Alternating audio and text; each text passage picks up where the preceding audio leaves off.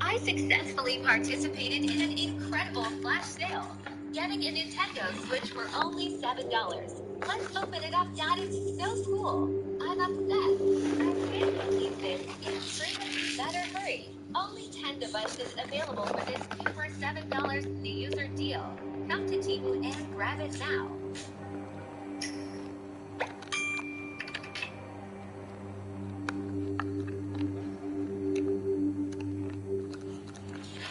Ever wonder how Salesforce makes its own solutions?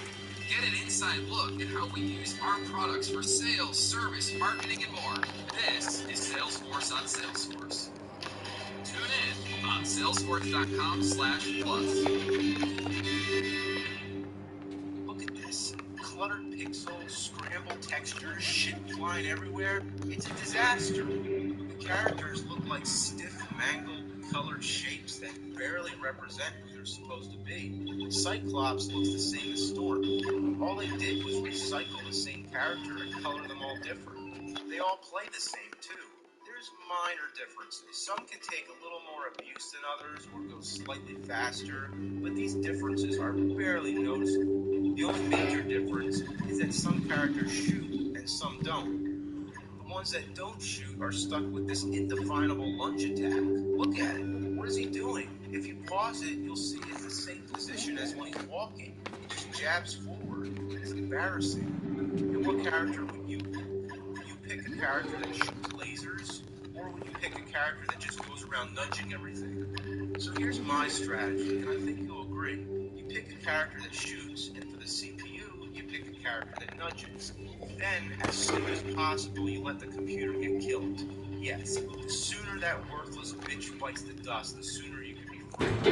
Because the computer does nothing to help. It just wanders around and runs into walls. You end up getting stuck, having to wait for its stupid ass. You could do better if you play the game blindfolded. That's no exaggeration. Clearly, nobody tested this game. How could this have passed? And whatever you do, don't ever give the computer a character with a projectile. Because look, it's like giving a little kid 10 pounds of sugar in a super soaker. It goes ape shit, and it never, ever stops.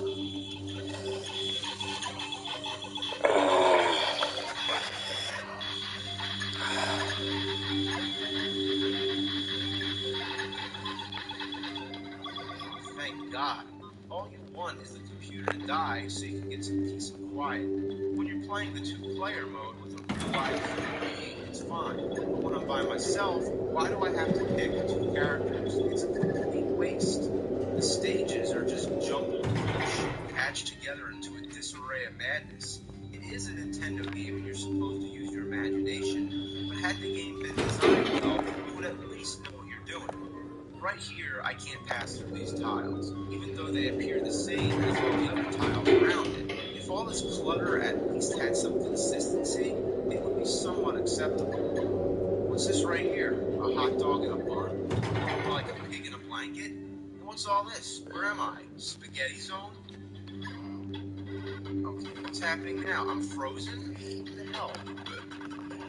Oh, that's nice. Isn't that fair? That's like tying my hands behind my back. And how can I be frozen with a character that's called Iceman? I'd be better off with Iceman from Top Gun. Now what's this shit? A laser barrier? Oh, fuck. I've had enough of this shit. Well, after that disgrace, I'm happy to say there's an alternative. Yep, another X-Men game on Nintendo. Just called Wolverine. They didn't call it X-Men 2 or anything like that because I imagine they're trying to distance it as much as possible from that other piece of shit. Because the NES deserves one good X-Men game, and I bet this one's going to be much better because after all... What? Are you fucking kidding me? Both of them? They made both of them?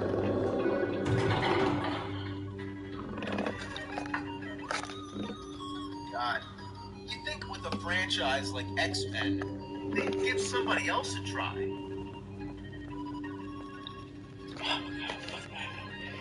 I don't want to play this. I really don't want to play this. But I might as well get it over with. It's like getting a needle. It might not be too pleasant, but it'll be over before you know it. This is the Wolverine title screen. Looks promising. And here's the game. Well, it's a side-scroller, and as you may predict, you can only play as Wolverine. That's fine. I'd rather have one character done well than have a bunch of shitty characters that are all the same. Wolverine looks more defined. When he punches and kicks, it actually looks like it. So we're almost there. But isn't there something missing? Something you'd expect Wolverine to attack with? His claws, right?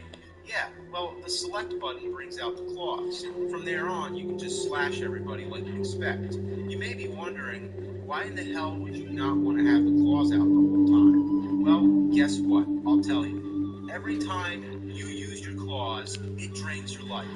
So that kind of defeats the whole purpose, right? So just forget the claws. It would be nice to use them, but you can't. The ducking is incredibly delayed. When you push down, it doesn't just duck like any other game. It goes into this little animation. It's unnecessary and it makes it hard to avoid getting hit by something. For power-ups, we have burgers. Yeah, what else could they be? They're fucking burgers. And we also have bottles, which could be anything, but I'm going to assume it's beer. That's not going to help, right? It's an X-Men barbecue, burgers and beer. Fuck you. How cheap is it to put the burger right on top of a propeller? What's up with the vocabulary? I've heard of an extra life or a one-up, but free game.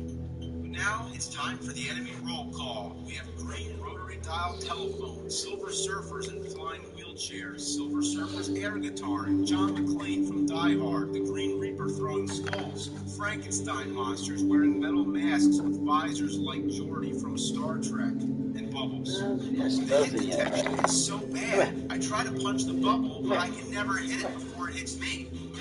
Don't mean to burst your bubble. The boulders are another thing that's a pain in the ass. They deliberately follow wherever you go. Not only is it annoying, but it doesn't make any sense. Are these boulders self-aware? Do they know where you're standing? Or is there an evil elf inside the hole chucking shit down at you? The levels are designed to be as frustrating as possible. But there's so many times when you need to jump down, not knowing if you're going to land on a platform or just fall. Sausage? You just got to take a shitty guess. You boy want sausage? When you get hit, there's no She recovery made time either. One simple mistake can drain all your life in only a matter of seconds. It's as cheap as it gets. The graphics are okay, but uninspired. These platforms remind me of those things from the casino stage in Sonic 2. You go around jumping on hoverboards and these things which look like candy canes. But the swimming stage is where I really start to lose my mind. It's confusing at first that you use B to swim, when in most games it would be the same button used to jump. But the hard part is when you have to dodge the elements. It's worse than Ninja Turtles, where you can't touch the electric seaweed. But that's not enough. They have to send bubbles after you, too. It's fucking impossible. Almost dead. Trying to get the beer. Had it up to my ass with this piece of shit. Conclusion. This game's way better than the other one, but it's still a pile of nonsense. The X-Men game I remember most fondly is the arcade by Konami. Some versions had 6 players and a double panel.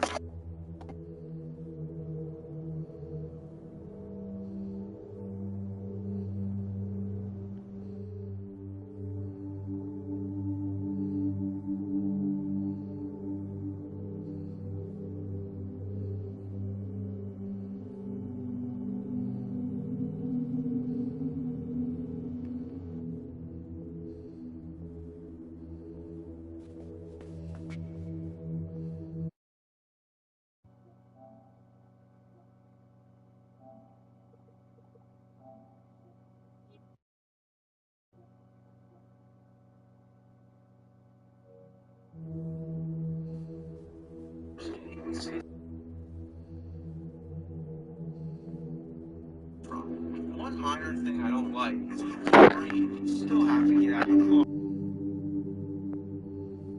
So taboo. Fortunately, you don't lose health. Correction. Another thing that's pretty weird. It's title screen. Oh, like normal. But after that, you just have... No, instead, the game starts up like normal. You have to walk over these panels in the back to represent the stages. You have to go through the effort of counting them once one, crouch down and hit C, and then it warps you to the desired stage. If you know the code, what's the point of having to do all that shit? But the worst thing is that there's a stage where you're supposed to reset your Genesis. Yes, you actually have to hit the reset button to beat the stage. But how are you supposed to know? All that happens, there's a big blue computer in the air. You destroy it and then walk around like a dumbass trying to figure out what to do next.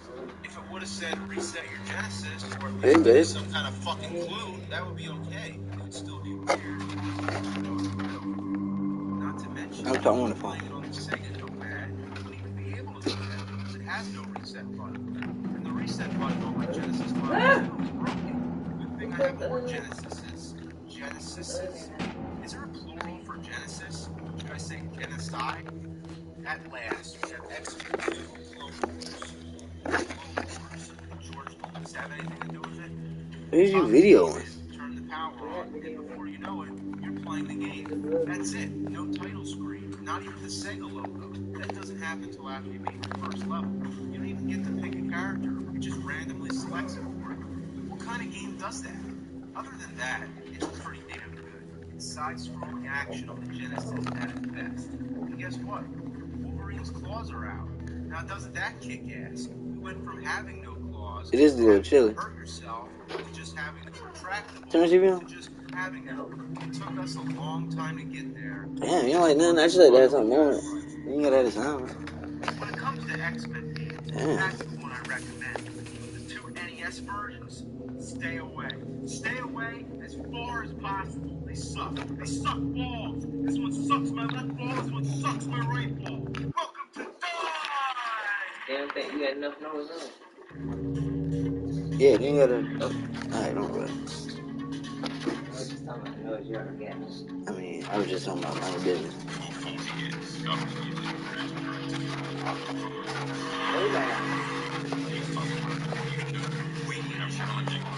Don't take it out. I don't want it out.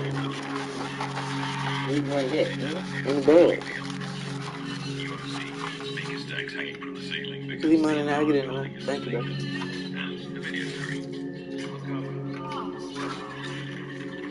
I mean, it's complete madness, really. I said, give him a piece. Hi, I'm Dexter Fowler, and this is Blue Moon. It's your man. Turns out, we have a lot more about it. I got my start at center field, and they got their start What? at right field. Shit, donut? We're going to talk about the connection between beer and baseball.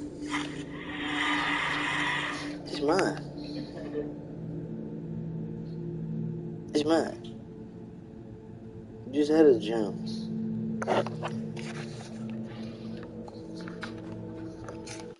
You see this nigga? Hey, look.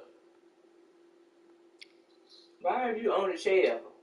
Who told you to hop up on the chair? D-Miles. Why is you up there? D-Miles. Why are you on that chair? Who told you to hop your tail? Back! Get out, Miles. Get down. Go. Down. Damn. No, you just had Sit some. right in front of my damn door now.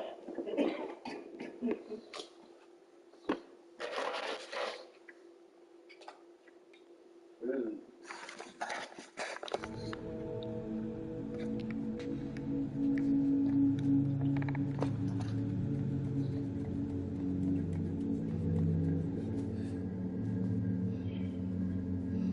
Now you have to pick all this shit up.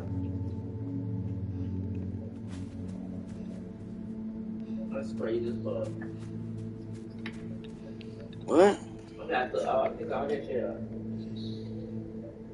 Good. Man, I'm gonna leave all that shit in front of there like that shit is so ghetto. All that shit out of there just happened.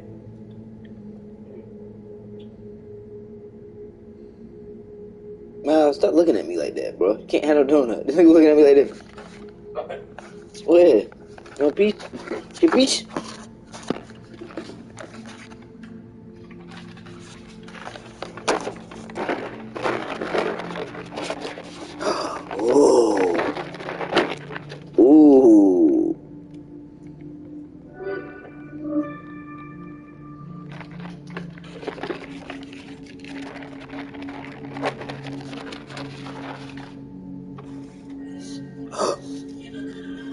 Say please. Friends and Family Sale. Take an extra 30% off great gifts for any mom. And 15%. That boy got donut. Now at Macy's.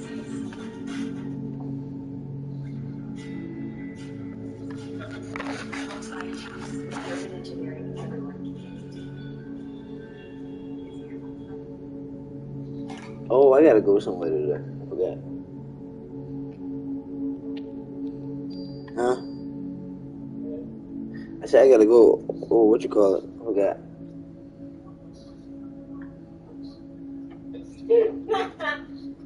Hey, turn it out now. And so did you even been in 30? You had to think about, baby, them shit don't work. Down! Man, get you Down! That nigga want more donut. It is. Slow down. Tim, roll up for me.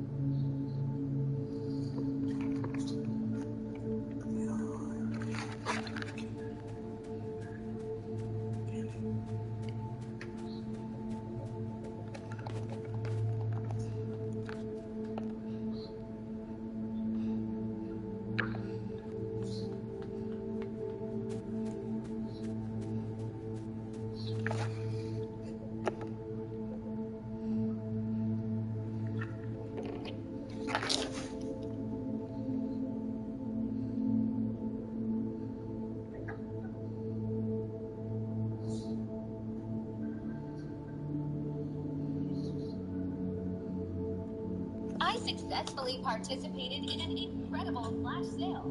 Getting a Nintendo Switch for only $7. Let's open it up now. So cool. Alright, time to go sit down. You good. I can't believe this is true, but you better hurry. Only 10 devices. Dude, we got that bright ass light on. For $7. Ain't enough light outside. Come to TV and Oh, grab it now. Put up the blind right there.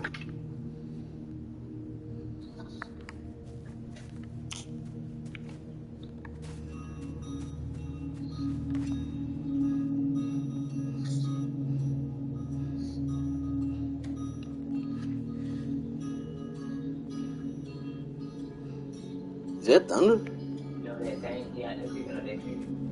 Damn, yo, they got a lot of shit out there. You see anything you like? Nah, that cat house.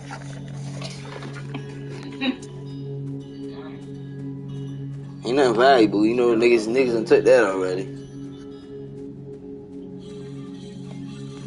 So what though? What, the girl crazy in the crazy house or something? She probably been paying the rent. Probably could have read it. Well, you had to. You gonna throw all her shit out like that. Remember I seen the thing on the door, so it's front door.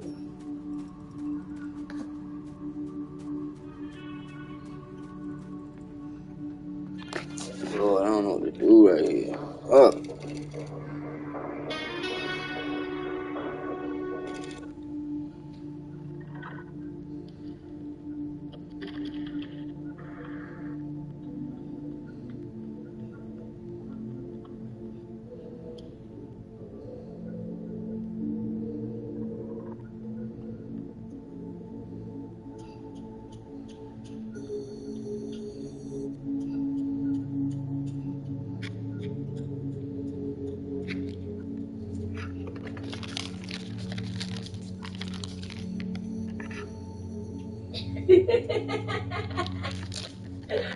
Yeah, man, her boyfriend been on there whatever they call this fake breakup bullshit they be doing.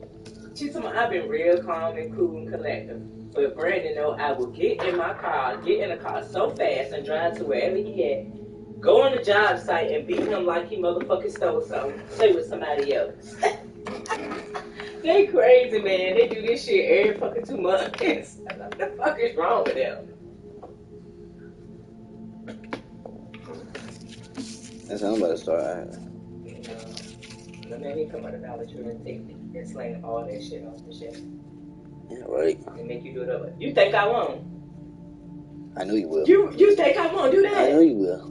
Oh, I'm about to say, what the fuck? And then I don't have no job no more. Thank you. I'm sorry, but you should have done what the fuck you did to make me go in there and swing all that shit off. Don't fucking play You with find me. out I was fucking somebody. You going straight to the job. That's worse than a job. I'm doing that on simple shit, knocking shit down. You already know that's because you did some shit on piss me. I'm knocking all that shit off. Like, don't take me there. I ain't trying to do that. I don't give a fuck. I ain't scared if you use something sensitive than that, baby, I'm the bitch liable to get burnt the fuck down. I ain't scared of you, baby. You ain't gotta be scared of me. I don't want you to be scared of me. I'm just letting you know that I'm fucking I was just letting you don't have to guess. I was letting you know, though. It's not nothing to guess about. You gotta let me know shit. It's very, very, very, very disruptive. Very disruptive. I be trying to be a lady. Lord, why is his open money? What the fuck is this? Play Market, Virginia. Hello? Hello? Hello? Hello?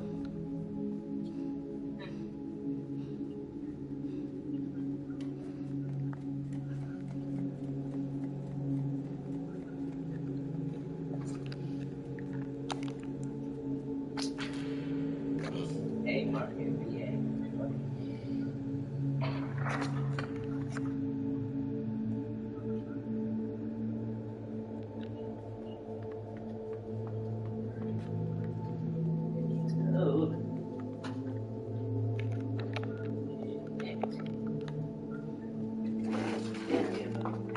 All the noises when they cut the grass, picking up trash.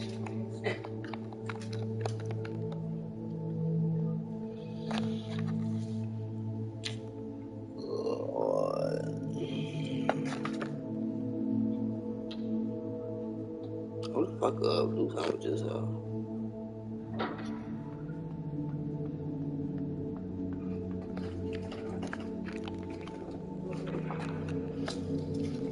Can you goddamn can't be the game head ass. Keep your life looking up how you get paid shit.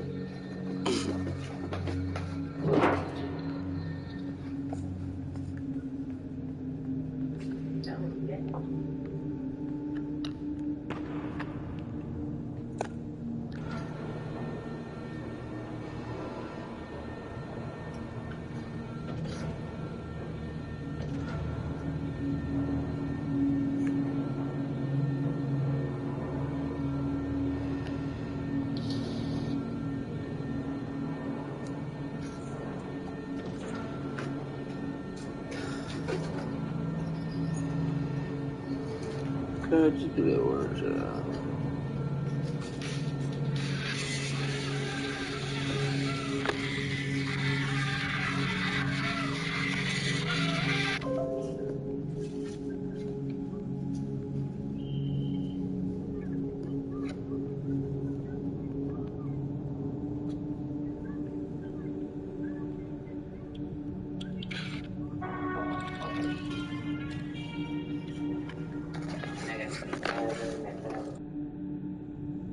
Why is that?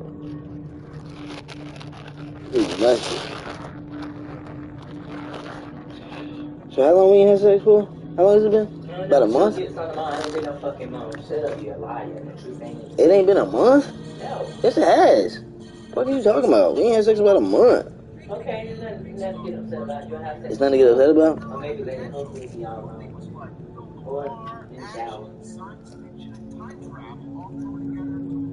She said it's nothing to get upset about. Not start nothing. Nothing to get upset about. No, it's not something to start nothing about. But it is something to just, you know what I mean, not accept.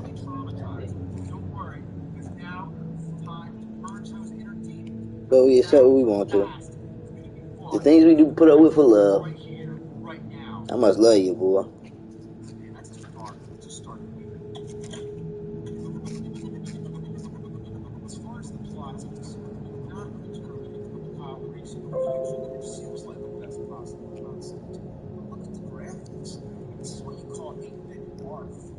Jumping around on half-disappeared blocks, Q-tips, pipes. What is this, Mario Brothers?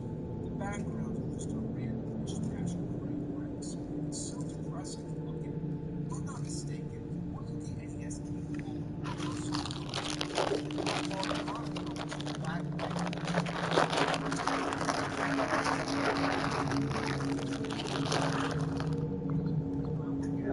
Happy birthday. music is unacceptable. Listen.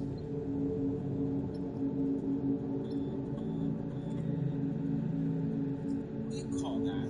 It's just a 5-second loop that repeats forever. There aren't many sound effects in here, so it really fails in the auditory department. Your ears can hear big one. Now you want to talk about the controls? My God, is it busted. When you try to jump, first it gives you a squat. Rob's supposed to delay jump I've ever seen.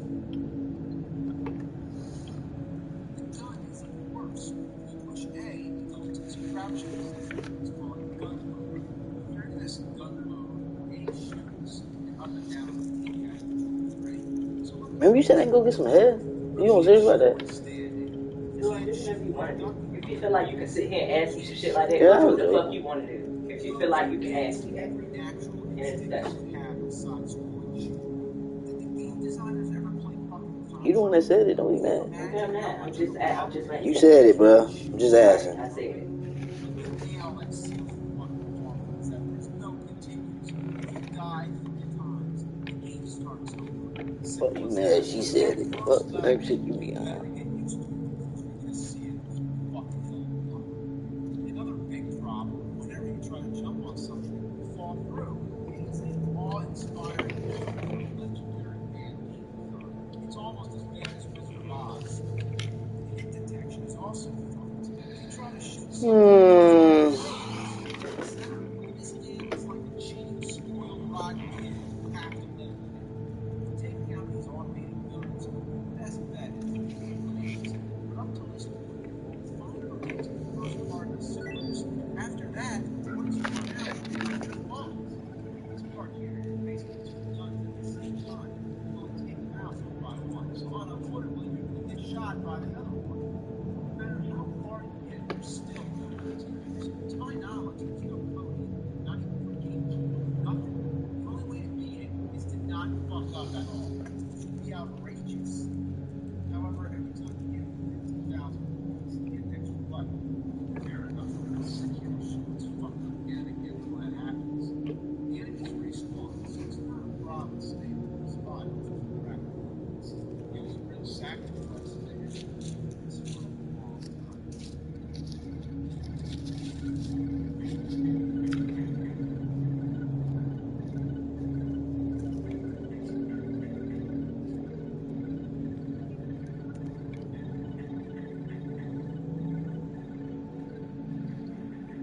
There we go. Extra one. Now that I'm real careful, don't want to put all that hard work. This fucking slime here just need to watch out. Oh, my. What we should have is to spend hours and get as many extra lives as possible. You'll lose them fast, but at least you have enough to go for. Who has the patience to do this? We're not talking emulator or save state. We're talking real life. Fucking TV. Holding the A button. Sounds like a lot, right? Yeah. Check it out. I got an idea. Put yourself a wrench or something like this here. And you just put it right on the A button. Just like that. And there you go. Just sit back and you don't got to do a damn thing. Help with that.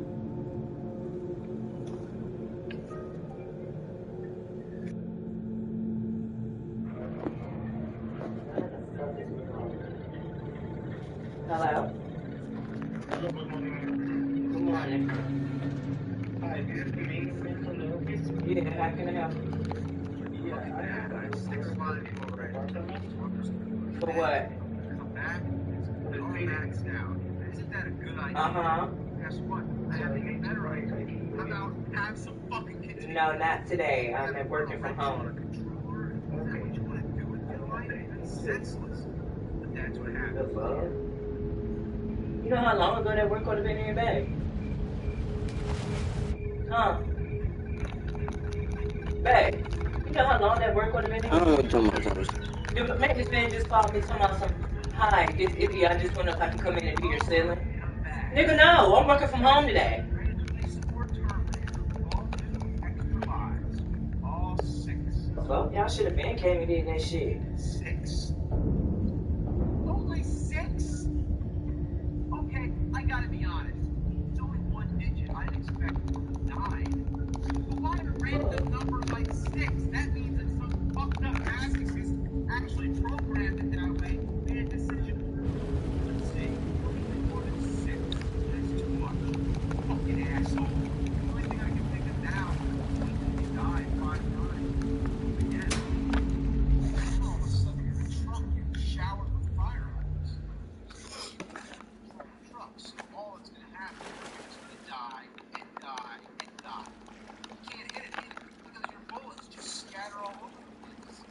Eventually, you have one more. Next, you're shot at by some metal tank monstrosity. At this point, you're just taking fucking hits. All that's gonna happen is you get shot again and again and again. The next part of the game is now do you see what happened? All those extra lives gone. There's still no round for enemies, so I have no hopes of getting any more. If I die, the game's over. This is the most frustrating thing I've ever seen. The spears don't have any clear pattern. They just pop up at random, so I gotta get lucky. Most of these platforms, could they be any smaller? Realizing before how hard it is to make a mark, imagine how insane it is to land dead center on a space that's more narrow than the character itself. If you land on your feet, it doesn't count. You have to land on the empty space in between your feet. Oh, fuck. Okay, 0 lives. That means I have one more chance. Jump. Jump. Jump. Oh! Too fucking small! Too fucking small!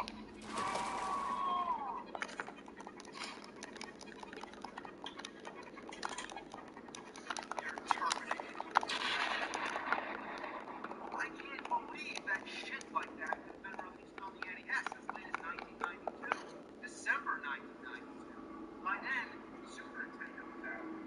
Speaking of which, let's check out the 16-bit Game Boy. It goes over that fucking floor.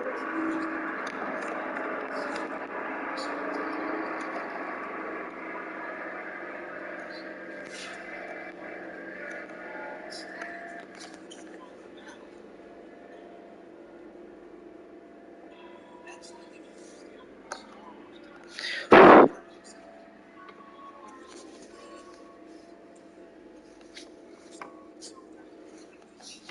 Right off the bat, it's the Terminator. Begin your pile race. Instead of being in the sewers or the battlefield, just like the flashback scenes. So definitely a step in the right direction. The gunfire is way better. This time you can actually shoot while jumping rather than going into that stupid crouching mode. You can even shoot on the ladders, which is kind of weird. The only thing that sucks, you can't shoot straight up or toward the ground. There's no other perfect example. In the Contra series, you can shoot in any fucking direction you want, and they're still challenging games. But here, you're stuck with all these enemies that you can only hit with grenades. Once you run out of grenades, you're fucked. If you're gonna make a game where you can't shoot the ground, don't have enemies that are on the fucking ground. Foreground graphics all over. How is it fair when I can barely see the enemies? What are these things anyway? Decepticon dildos? Look, I had died. Surprisingly, this game was really hard. Now I can imagine what Kyle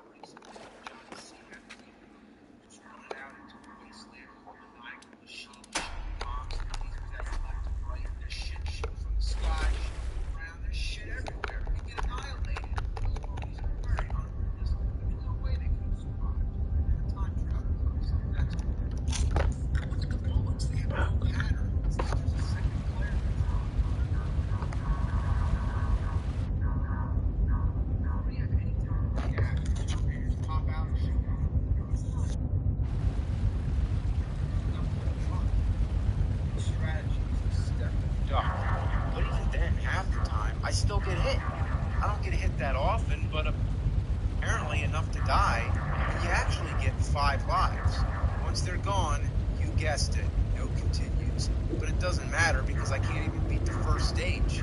It doesn't look that hard, but good lord, it just goes on and on and on.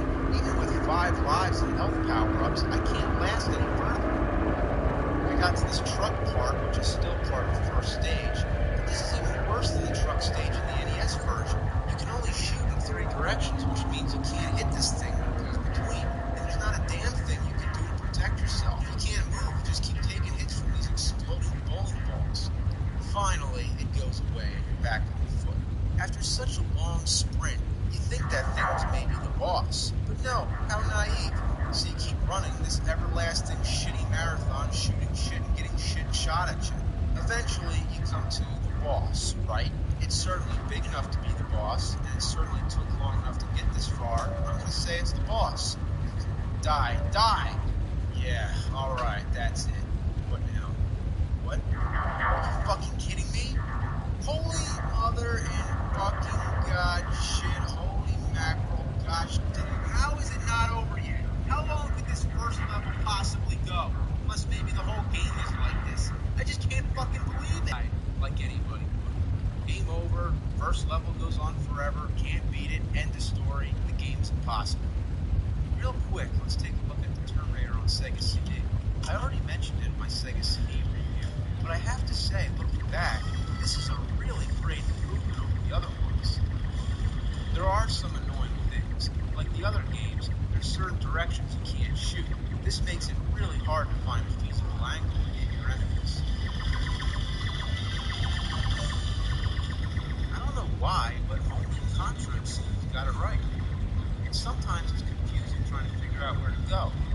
It has those unwatchable cutscenes from the movie which characterize the Sega CD. Never would we dream that one day you'd be able to watch videos in better quality on the internet. But you can skip these scenes, and aside from it, the game itself is a pretty good side-scroller. It even has the Terminator theme, as well as some great original music of its own.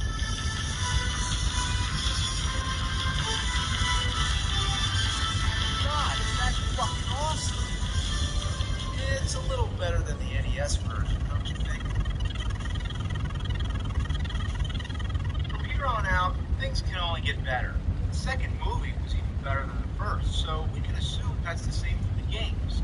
I believe there's a light at the end of this tunnel. We made it through the storm, and at the end of the storm is a rainbow. A rainbow. Oh.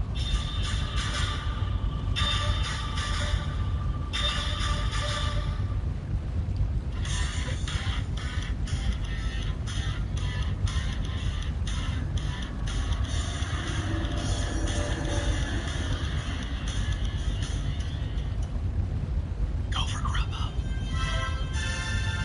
He's here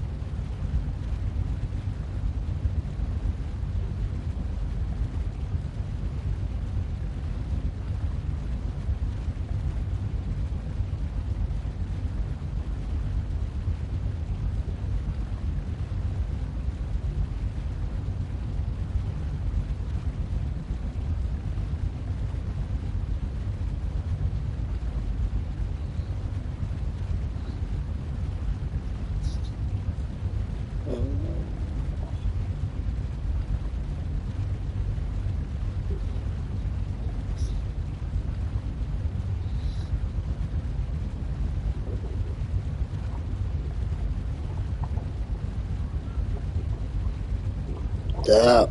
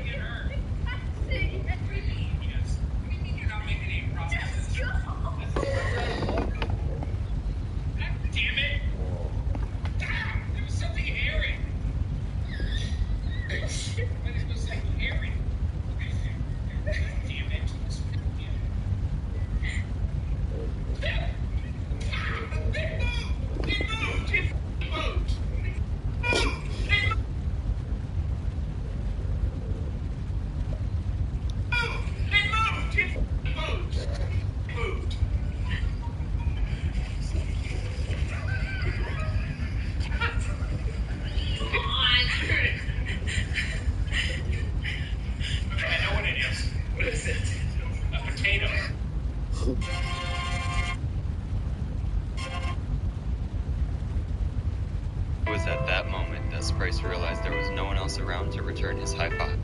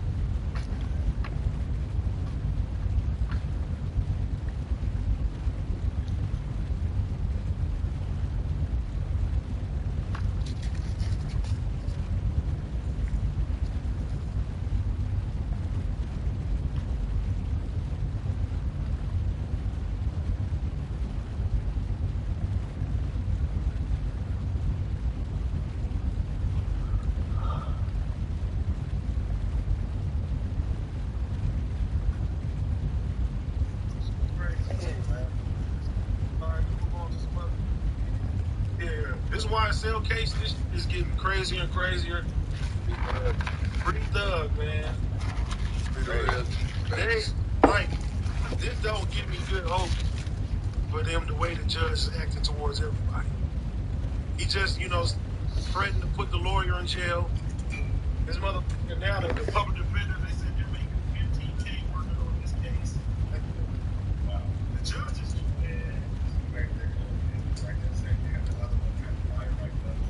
that's what I'm saying. Like he's doing unnecessary shit. Yes.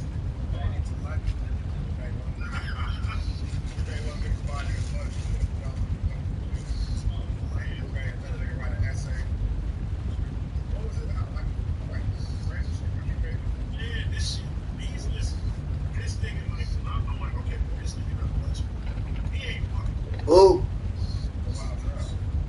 This shit's really good. Yes.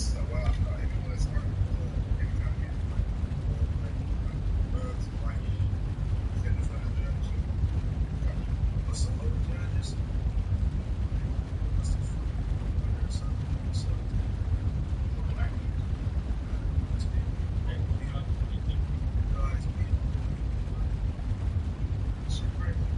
I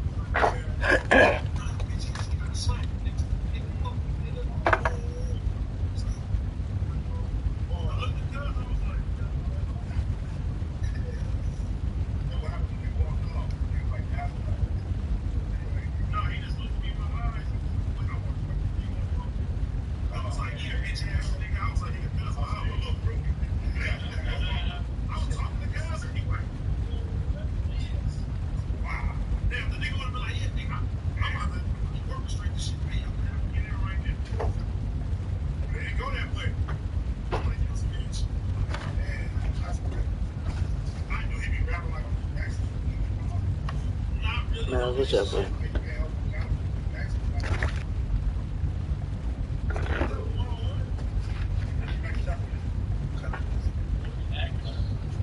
So you don't make no money. It's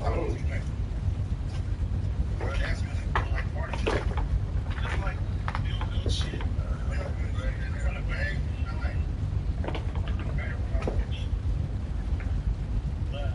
Man, you trying to get to the bottom of the shit, man.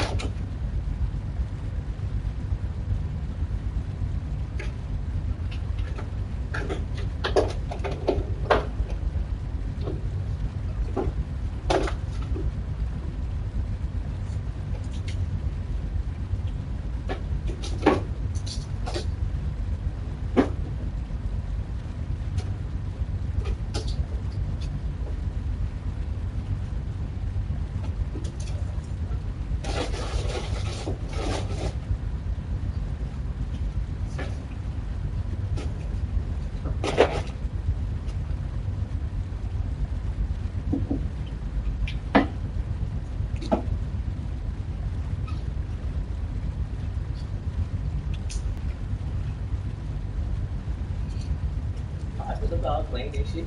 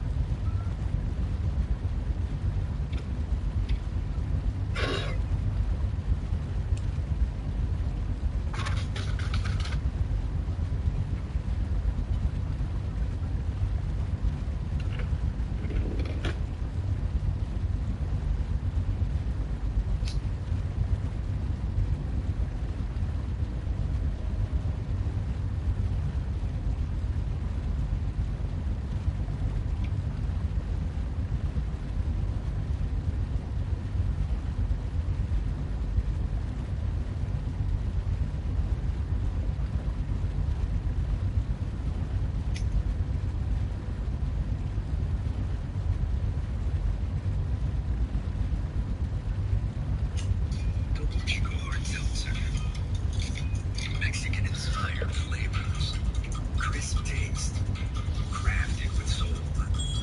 Always.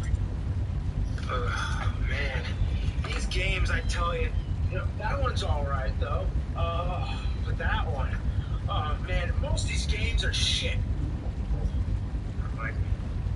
I'll be right back.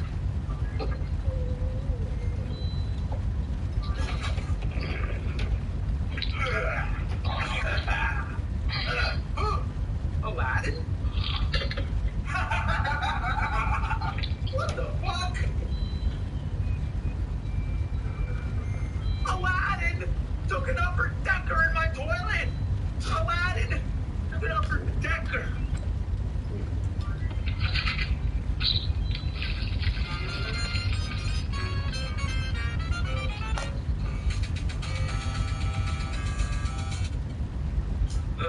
The Aladdin Deck Enhancer.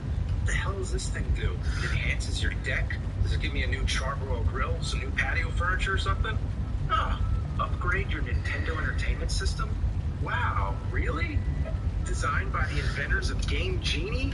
That thing that helps you cheat and enter all kinds of crazy codes? The Game Genie was awesome, so I bet this thing will be pretty cool. 64K memory upgrade for better graphics, bigger games?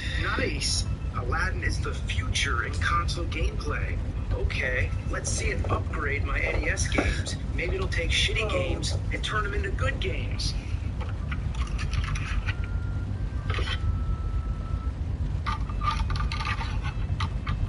Huh? Doesn't fit.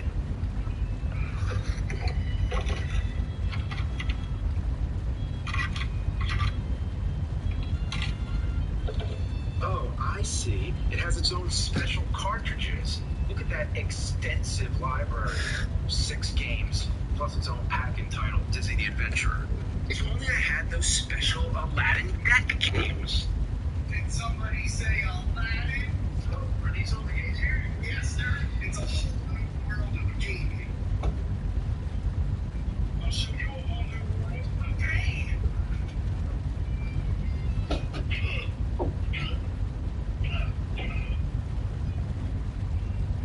Alright. Oh, you know what? That fucker gave me micro machines. I'll just buy it on the internet. Alright. Let's see. Wait a minute. This isn't a micro machines for the Aladdin deck enhancer. This is a micro machines thermos made by some company called Aladdin. That's dirty.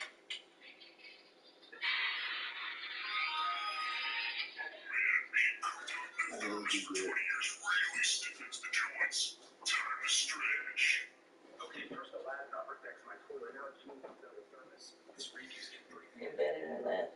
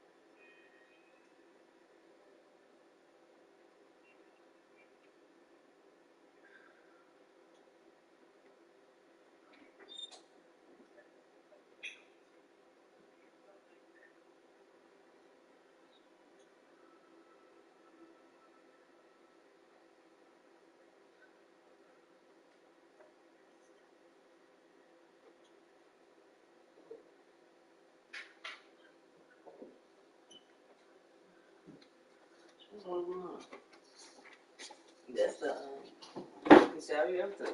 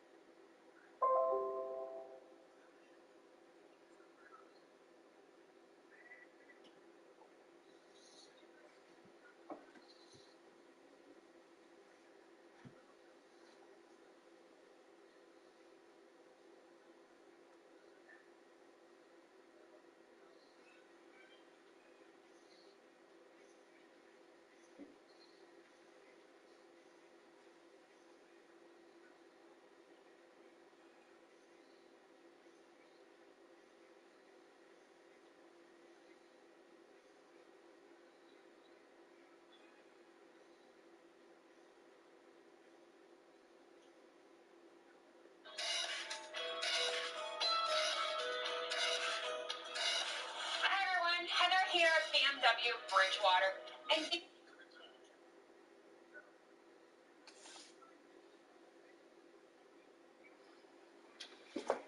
We back.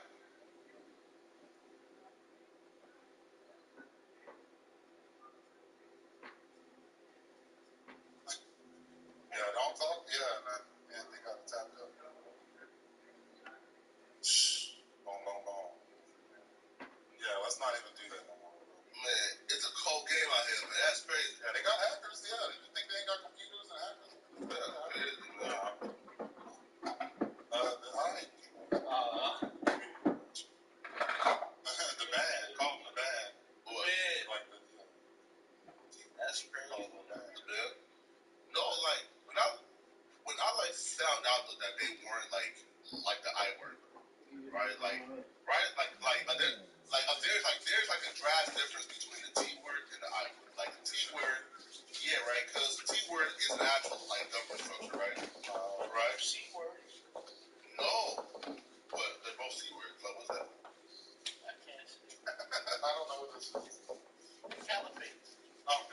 Austin Calabaze. No, what is it? I don't even know what that is. Yeah, I don't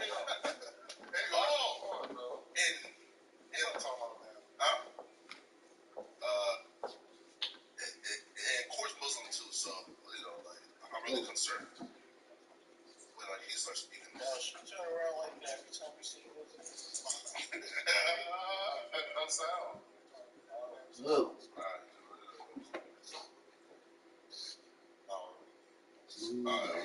Okay, perfect.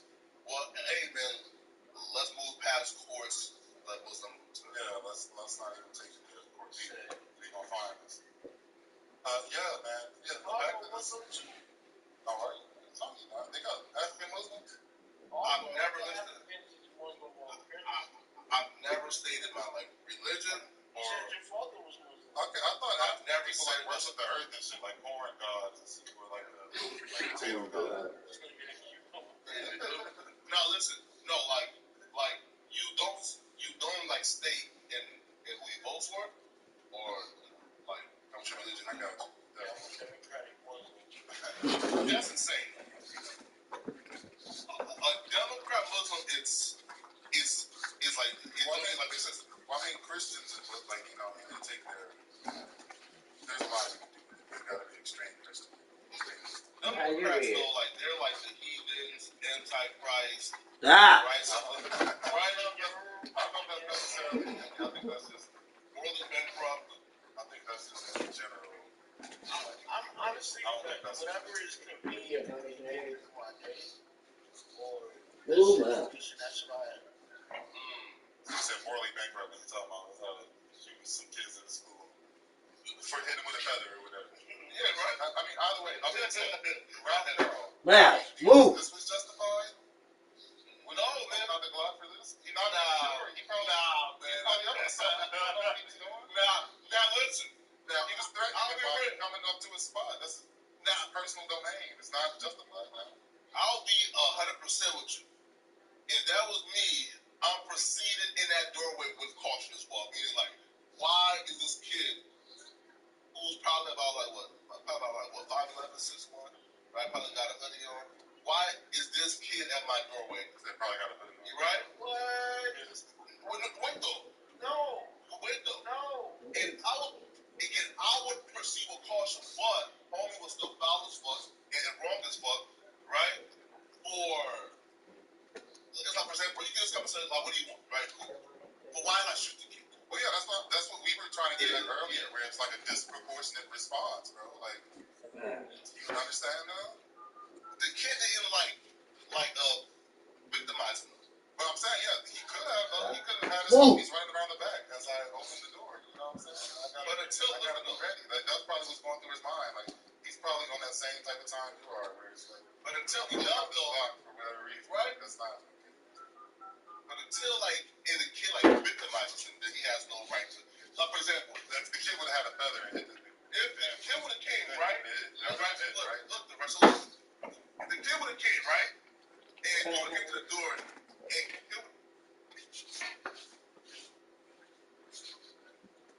Hello, good morning, my student. Miss Day, please. Hi, this is Miss Galloway calling from Pastor St. Allen. Hi, how are you? I should return your call. Yes.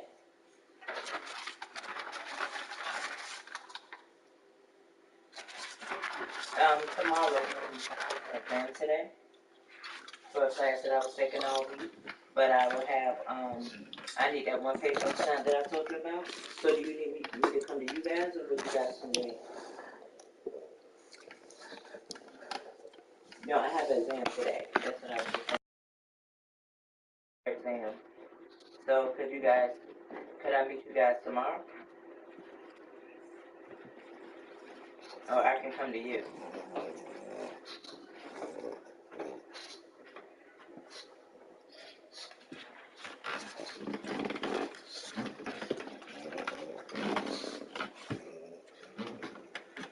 Okay.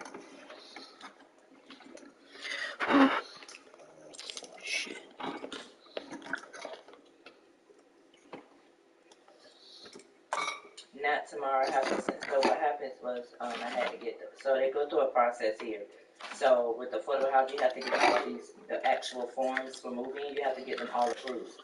So as you can see that you were dealing with Miss Patricia before. So when Miss Patricia, that's I understand, but they will not allow us to move. But I was trying to tell you is that you were dealing with Miss Patricia before. So once she left, I had to pick up the file and pick up where she left off. So once I got you guys to come in and sign certain forms, I sent the file up to be approved. You have to be approved by compliance. They noticed that the form that I'm asking you to sign tomorrow is missing. So they sent the file back. So now I have to get you to sign this form and send the file back again for it to be approved. Then I can go ahead and give you the keys to move in.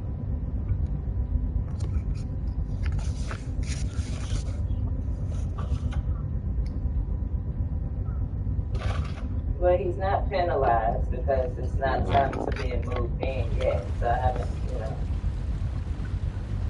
Mhm.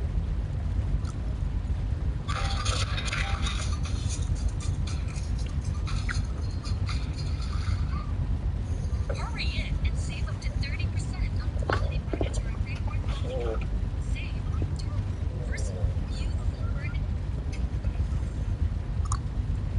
He shouldn't. We shouldn't be running into May. That's on tomorrow's the 25th. That's when I'm going to have him come tomorrow and sign this paper. I'm sending that file up tomorrow. And she knows the urgency, so I will let her know the urgency of everything. Remind her again of him having to pay double the rent because of the 30-day moving notice and the files that was missing. And I'm ensure and also CC my regional, make sure that I get the file back the same day. Therefore, maybe I can just call you back tomorrow. It depends. I put she send it back that day, and I could move forward tomorrow if she send the file right back. But I won't. You're not gonna run into that. I know you won't run into it. Tomorrow's Tuesday, so we got a couple days, and I'll be in touch. Oh, no problem with that. I'm going to work and do my best to make sure that you're on student before the first.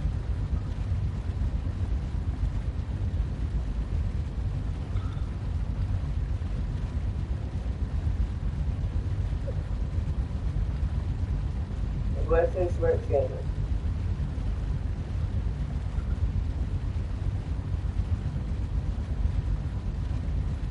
Well, that's what I'm saying. Do you 7 in the morning or 7 at night? Do you want to come in the afternoon after work? Or I can come to the Old Navy or something.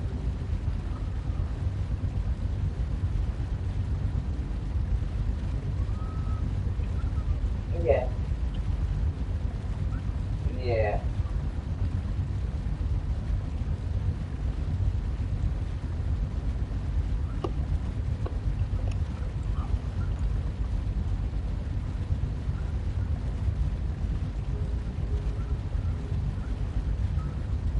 Okay, so what you thinking about? What, 12 o'clock?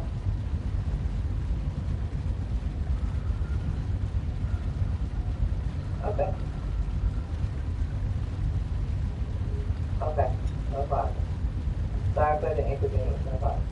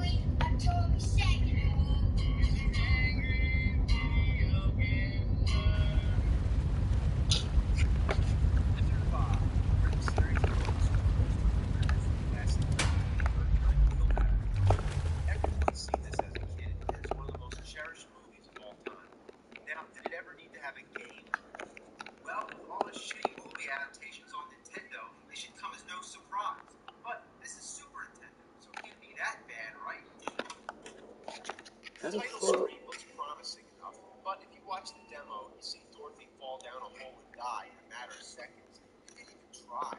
It's the worst demo I've ever seen and the perfect foreshadowing for one of the worst games ever. So you start the game and the intro begins. To say the least, it's horrifying. Look at how ugly this is. Dorothy looks like she's dead, and the graphics on Toto really stand out for some reason. Then the tornado comes and Dorothy gets sucked away like a cardboard cutout. So she's in Oz right away, and Glinda gives Dorothy the ruby slippers. I always thought that was sketchy. Why does Glinda have such disregard for Dorothy's safety? Having the ruby slippers makes her the target of the Wicked Witch. It's not like Dorothy asked for the damn slippers. Also, why didn't she just tell her she was go home?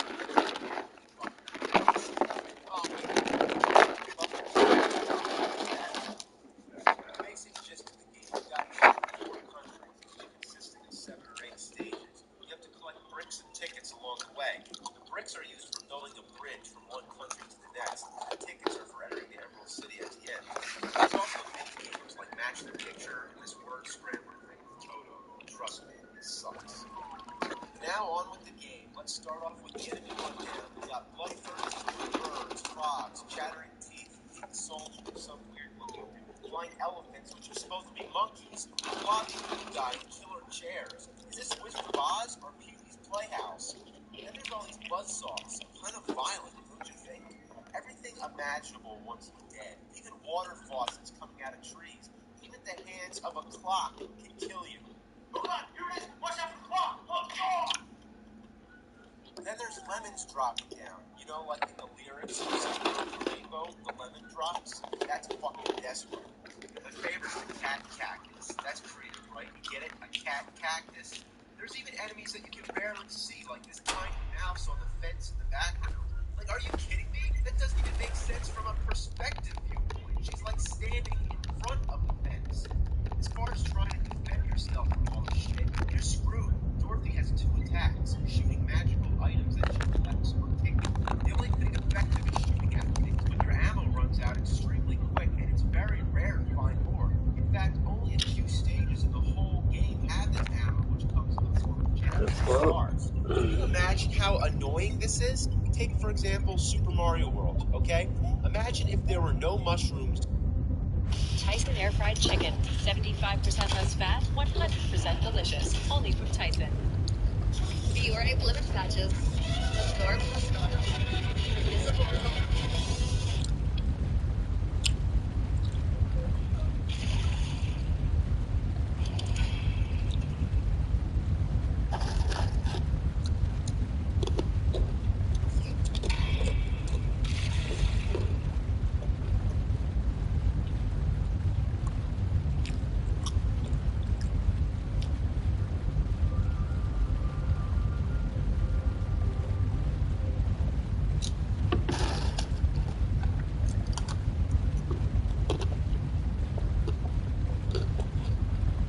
For no mushrooms, fire flowers, or anything throughout most of the game. You had to go back to the first stage every time you did something. Is that fair? But let's face it, you're going to keep running out of ammo at the middle of the stage, so your main attack is the kick. It's all you have. Remember the scene from the movie where Dorothy kicks the shit out of a giant crow wearing a vest? Well, anyway, this kick is practically useless. Most enemies come from above. Look, you can't kick while jumping either, which is really a problem. So in the air, you can't defend yourself. Unfortunately, you need to be in the air to jump your way through the game. She's carrying that fucking wand around. You wish she could whack things with it. But no, just for decoration. Most of the time, you're just constantly taking hits, hoping to have spare energy. Fuck. Shit. Along the way, you meet the other classic Oz characters. Thankfully, you can play as all of them, switch between them, and each of them have their own individual life bar, which makes it helpful. So when you lose energy, it doesn't affect the other characters. But their attack range doesn't improve much. Scarecrow can use the pitchfork, which is okay, but you still can't attack while ducking or jumping. Now, Tin Man, what a miserable fuck. He raises the shittiness to a whole new level. He can't duck or jump at all. That fucking helps, right? Why not make a character in a platforming jumping game that can't jump? He's useless. A complete waste. And just to tease you, he's the only one who has 2 attacks. He can kick and use the axe. But what good is that if he's incapable of jumping? Now, the lion's the best. Here's why.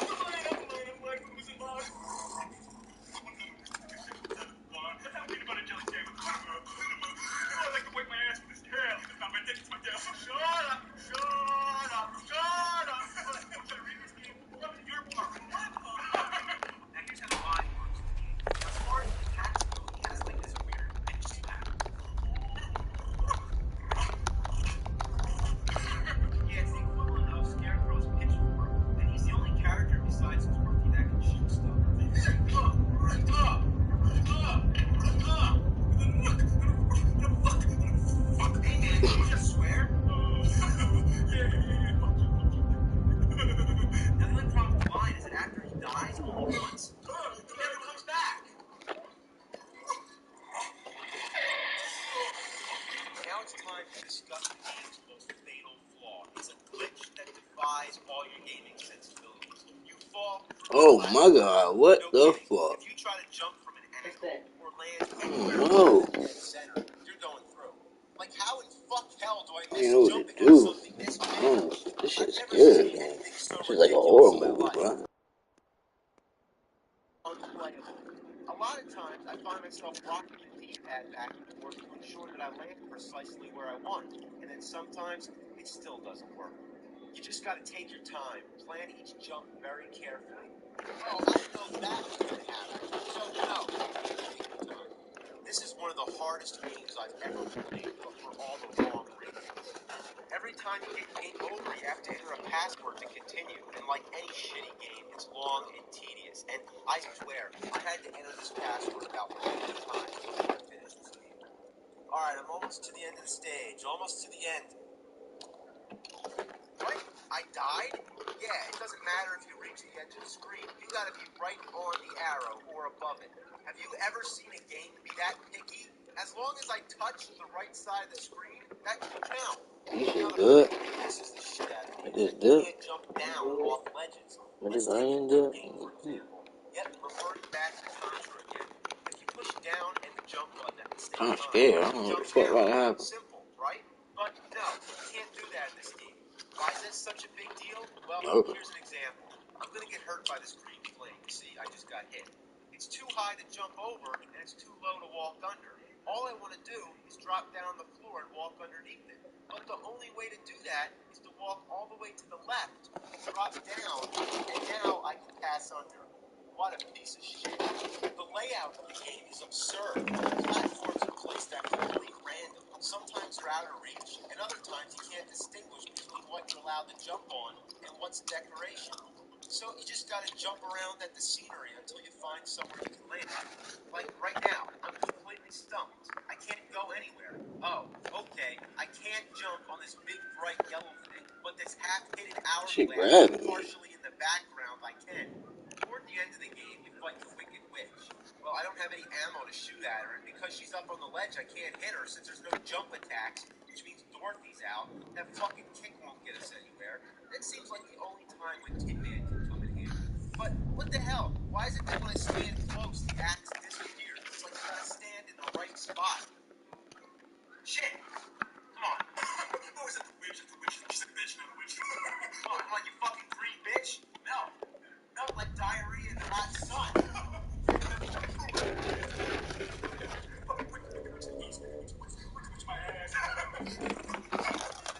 And shortly after the witch, you go in the Emerald City. Yeah, it's the last stage in the game. And to navigate this place is confusing as all hell.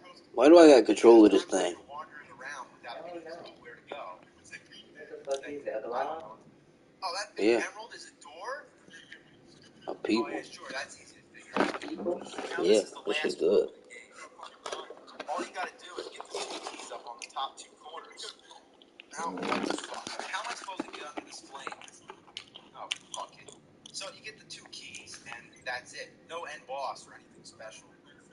The wizard tells you some bullshit that's not important, and then sends Dorothy home. Yeah, the animation's stunning. I thought it was a ball sack. There's no place like home. There's no shitty game like this. I'm serious. Like, it should have been made. Like, it's almost half as bad as Dr. Jekyll and Mr. Hyde. And I know it's been like 40-something reviews, and I'm still talking about Dr. Jekyll and Mr. Hyde. But I'm serious. It's really almost that bad. Fuck this game. Watch it go. Damn! You just plastered the game on my ceiling with your shit.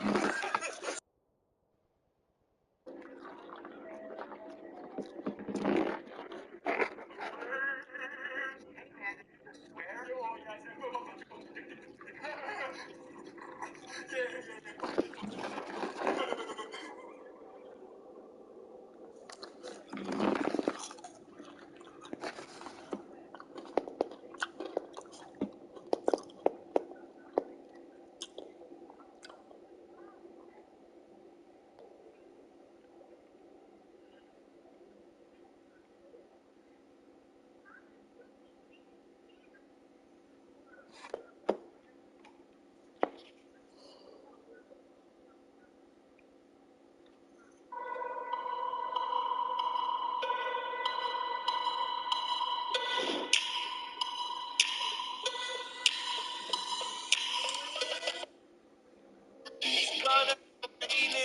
Bart's nightmare. Nerd! Alright, so there were a lot of Simpsons-related games. Simpsons games up the ass. Games like Krusty's Funhouse, Bart vs. the Juggernaut, Bart vs.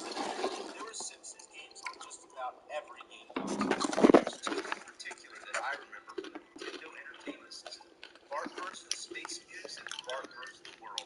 These games rank up with the most classic pop culture memories. But if you play them today, all it does is remind you how much they pissed you off.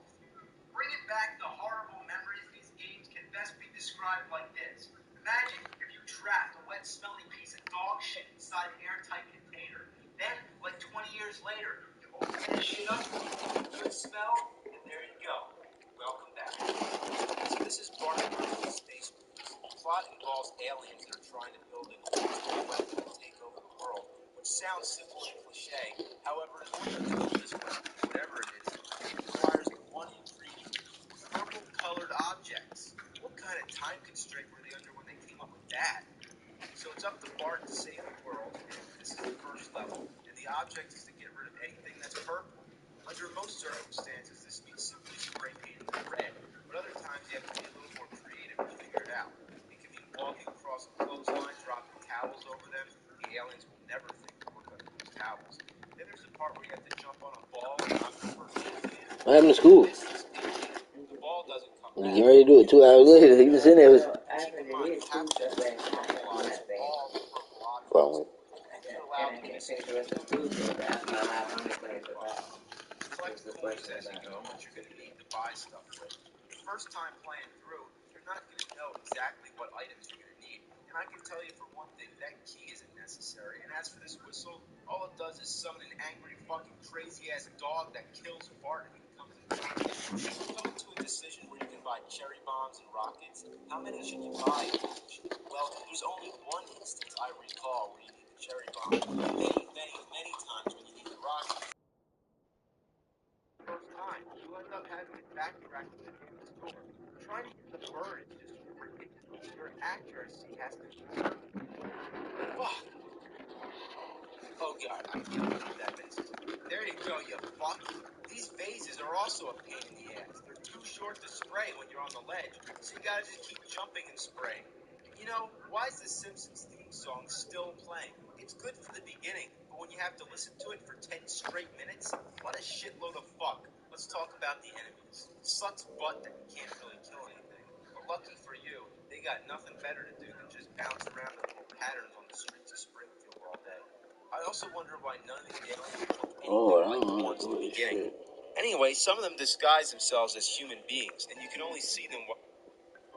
They ain't telling you anything. No, I don't know what to go.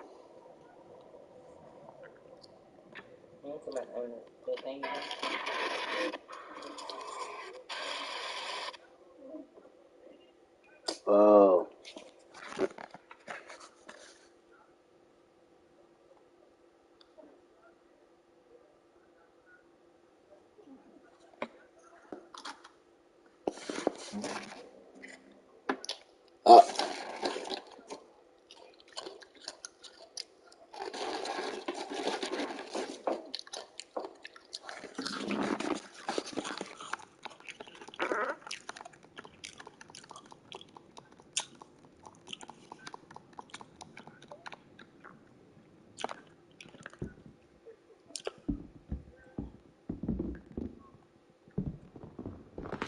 Oh shit. There's it. Yeah. I'm about to walk around with this nigga, I think. Look at this shit. Oh my god.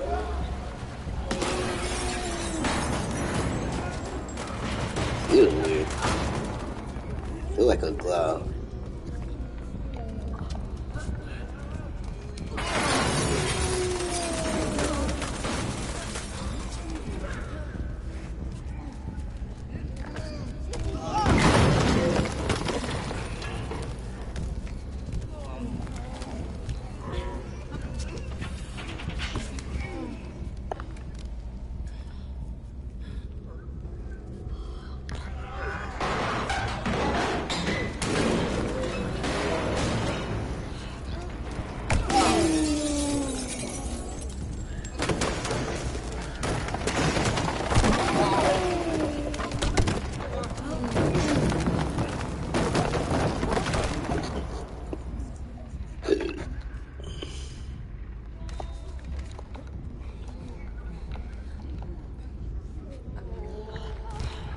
Oh my god, babe, look. I got them people picking that shit up. That's crazy. Where you at? Inside. Almost. Might be done.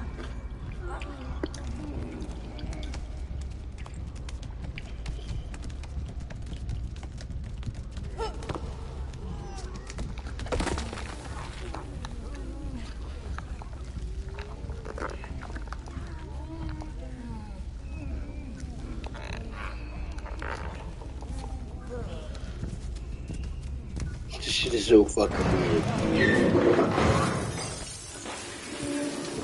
Nigga broke the elevator. Whoa! Right back in the goddamn cave.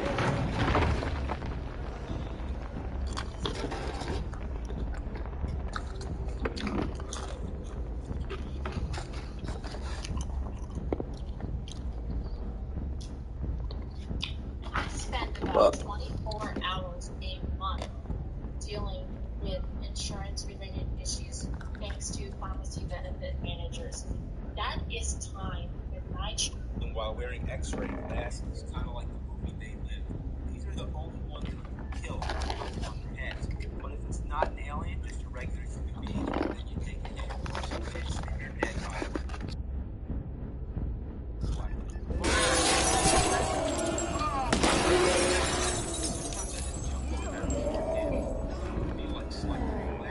You don't need to kill them anyway. They leave behind letters. Collect them all to spell Maggie. Then she'll help you during the boss battle. But besides, Yo, the fucking feet movement is so fucking weird in this cloud.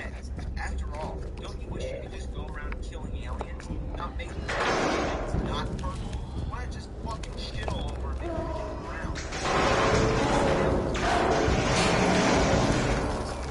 So what they do, they change the ingredient to hacks. So if they can just switch like that into anything, why not make it something like grass?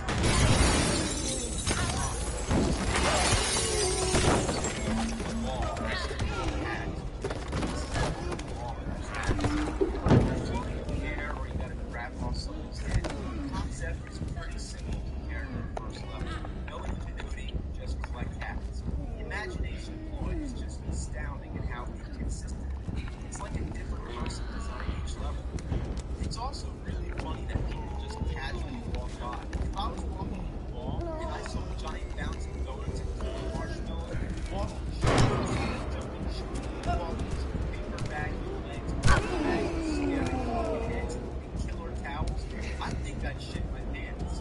Shit would come out of my ass. Another thing really fucked up about this mall is that a lot of the floors covered in cement, which results in instant death. The only way to get through this shit is master some of the worst controls of family history. This should have been the first Lord. but now is the point where it's really a problem. Looking back at the first level, it takes a lot of practice to make smooth jumps. Main button. The A button jumps to the button runs.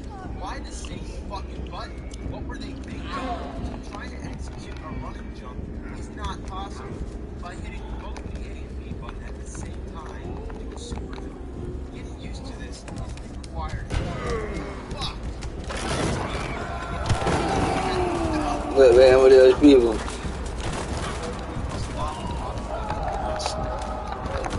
It's fucking weird feeling.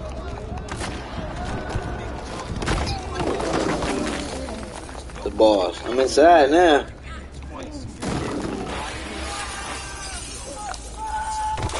Ooh! The boss, it looked like he was in the office.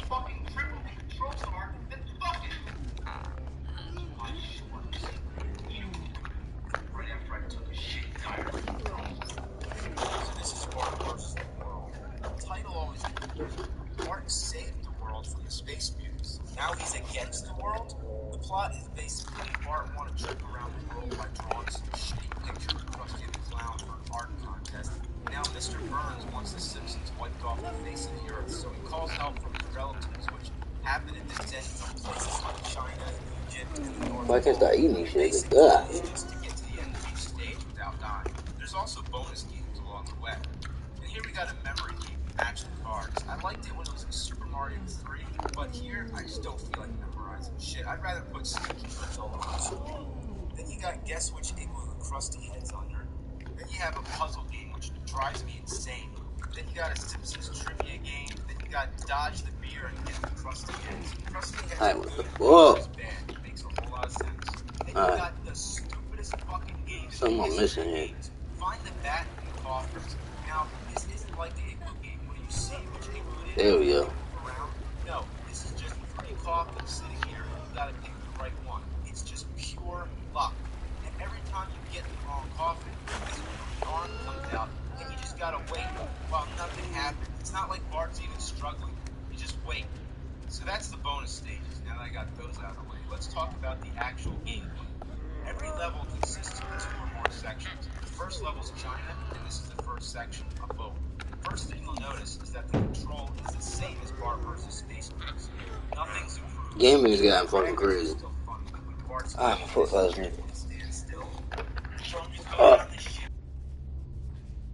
Oh look, there's Maggie. Okay, a boat comes and explodes. I don't get it. Now, where do I go? I'm stuck here. Maggie, can you help? No? Suck my ass. Guess I'm just gonna commit suicide. Love how Bart doesn't even give a shit. He's pretty impressed. I'd be too. Next section is the Great Wall of China. What really brings my piss to a boil is that fucking dragon.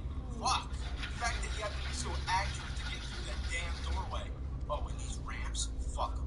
Fuck them to hell. You gotta be going fast to go over them, but you always seem to hit something that slows you down, so you gotta go back just to regain your speed. Fuck! Oh, oh, oh, oh! Fuck! So then you got Fu Manchu burns. Pretty easy. Moving on to the next level, North Pole. Of course, unless your jumping is dead on, you'll end up falling right through the platforms. Ugh, going up these things is just tedious as all hell. Like, goddamn.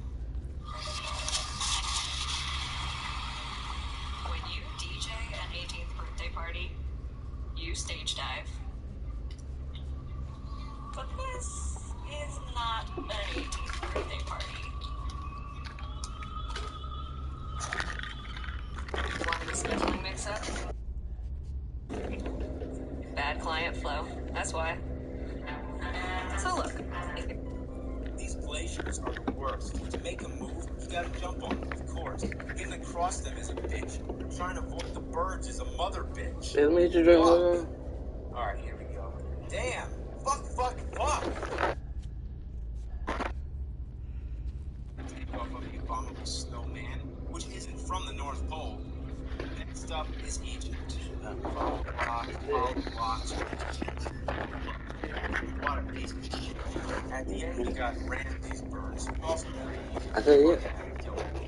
Now, believe it or not, here's why I love the game Holiday. Your first section's a pirate ship. Your worst enemy can be a cannonball. Hate fucking things. Then you got a harbor. I have to say, that is pretty fun. And the game's pretty cool. Another coffin, get the coffin, another coffin. Oh, been there already. Going through the coffins. Back here again. Going to the next coffin, the coffins. Fuck! I hate this shit. Just tell me where to go. Okay, now we got like a million platforms to jump on. This is one of the most boring and difficult parts of any game I've ever played. You go from the left all the way to the right, then up and over to the left again, then back to the right, and it goes on and on and on and on. If you fall, you're dead, and you gotta start all the way back from the beginning. It's possible that if you miss a jump, you can land back on one of the platforms, which sucks anyway because you have to work your way back up again, but at least it prevents death. Oh, shit.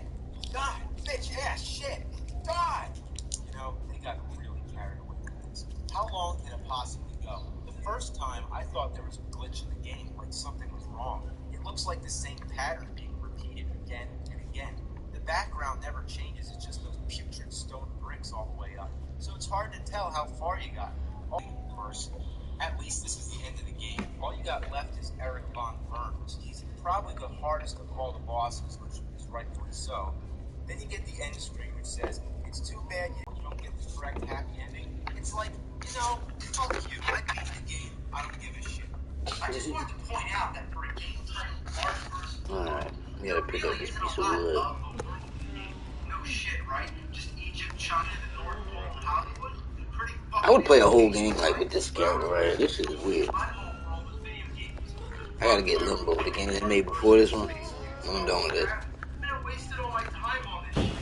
Put it back. Ruined my life. Bart's my ass and Krusty's my balls. Fuck this shit. Now I'm gonna eat my own shorts.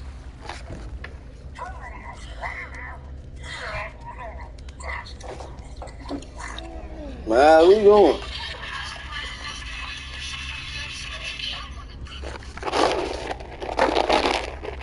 Hey, listen to that room. Oh, you going to the bathroom again for the 10th time? The fuck you in? Who in there with you? You can stay in the bathroom.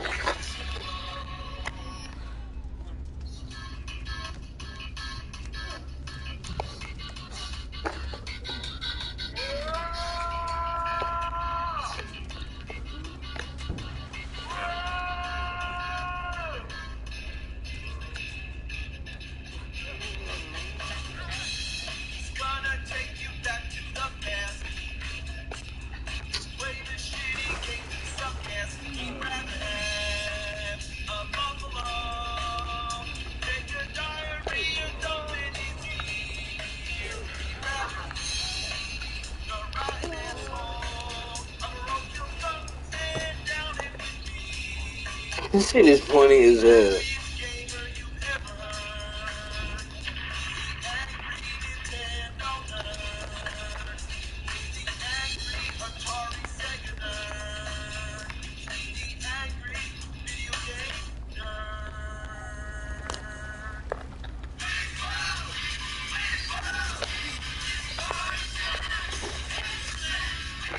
What can you say about Wayne's World?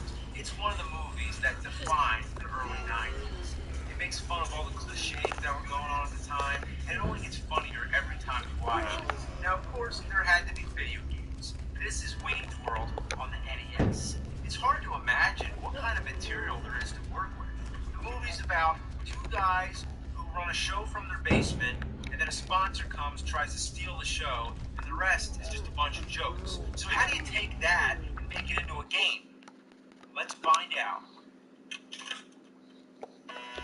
Okay, there it is. That's how you make a Wayne's World game. Just have Garth running around with a laser gun shooting stuff. That's real creative. Not. Look at this madness. Walking drums, floating tie-hats. Get it? Because Garth plays drums. He goes in a drum world. What kind of idea is that? Graphics make me want. It's as bland as a kindergarten coloring book. Orange walls, purple floors. Garth is almost completely white, and they didn't have time to cover him in. This looks terrible. It certainly does suck. The music, I shit you not, is just a 2-second loop being repeated over and over.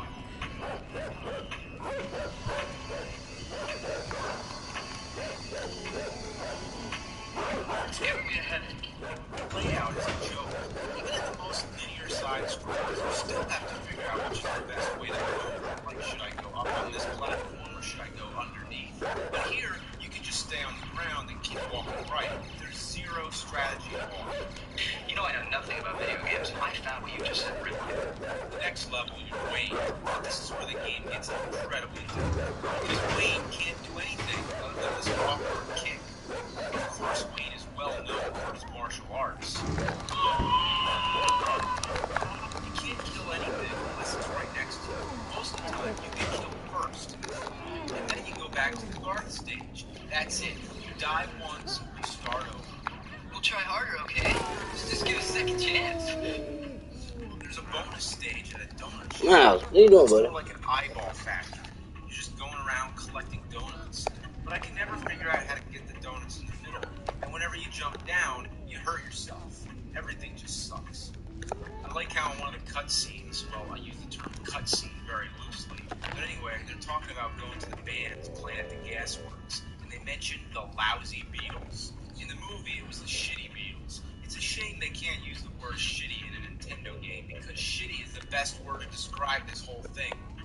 The enemies are the most cliche you could possibly think of. When would Wayne and Garth ever be fighting spiders and ninjas? Who cares, right? right? As long as the game says Wayne's World, kids will want it. Kids know dick. There is clearly no thought process going on behind this miserable mess. Just make a game based on a popular movie and shit it into the stores. It's like people only do things because they get paid. And that's just really sad. Talk about some 8-bit frustration right here. I hate this kick. You have to time it perfectly. God, what are these things anyway? Just floating TV screens? Not floating TVs, but floating TV screens. Oh, jeez. Wayne is just completely worthless. I'm just gonna stay here and lick the cat's butt. Oh, look what's gonna happen. I'm just gonna jump over there and the spider's gonna kill me.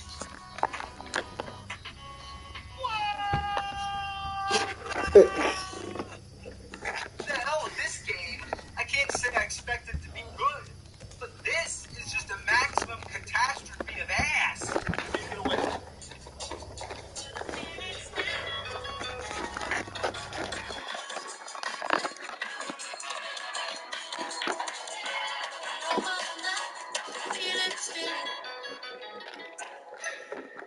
Guard.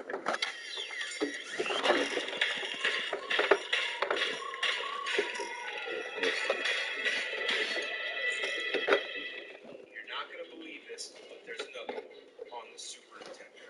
I was not aware of that. The only difference is that we're going from 8-bit vomit to 16-bit vomit. One is just as bad as the other, but without the original gag reflex one gets from eating dog shit that's been boiled in goat grease. Ah, yes. It's a lot like Star Trek, The Next Generation. In many ways, it's superior, but will never be as recognized as the original. Miles, what do you... It starts with Wayne and Move! in the top 10 worst video games. Go ahead. Irony is stunning.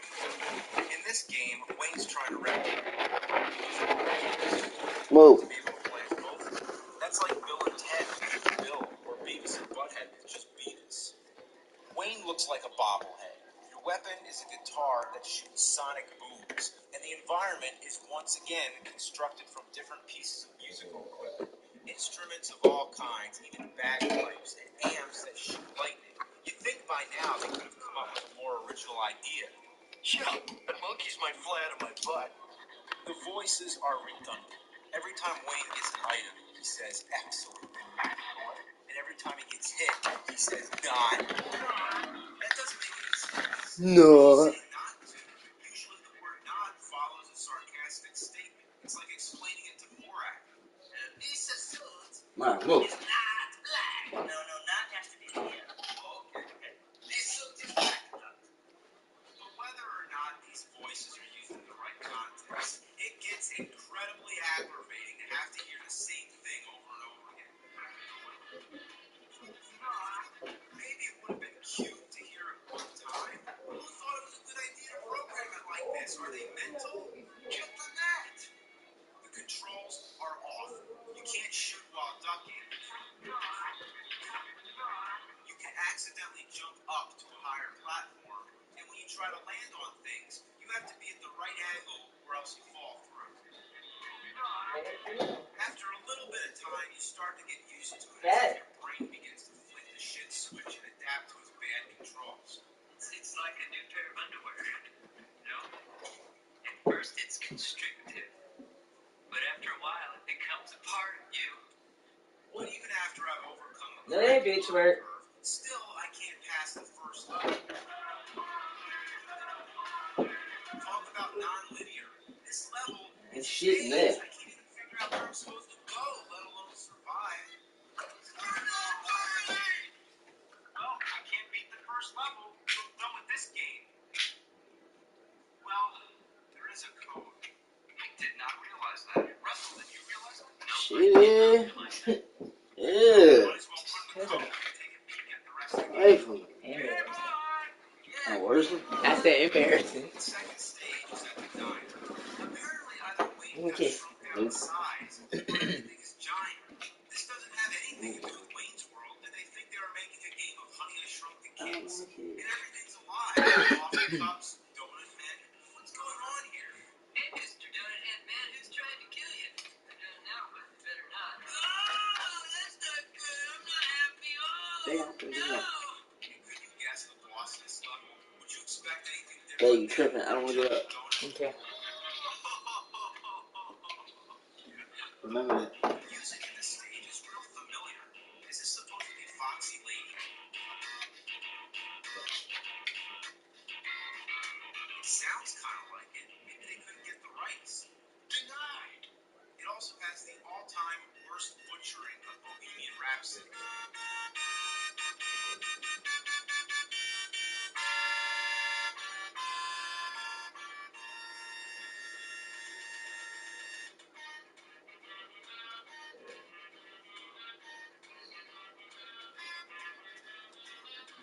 Stage 3 is the gas works. Remember Wayne's annoying ex-girlfriend? Well, she makes an appearance in this game. Several. What if she find a way to clone herself? What kind of bar is this? What kind of bar would put their arcade machines up on ledges where no normal person could reach? What bar would have fire shooting out of the floor? The main enemies you face are laser shooting disco balls. That's original.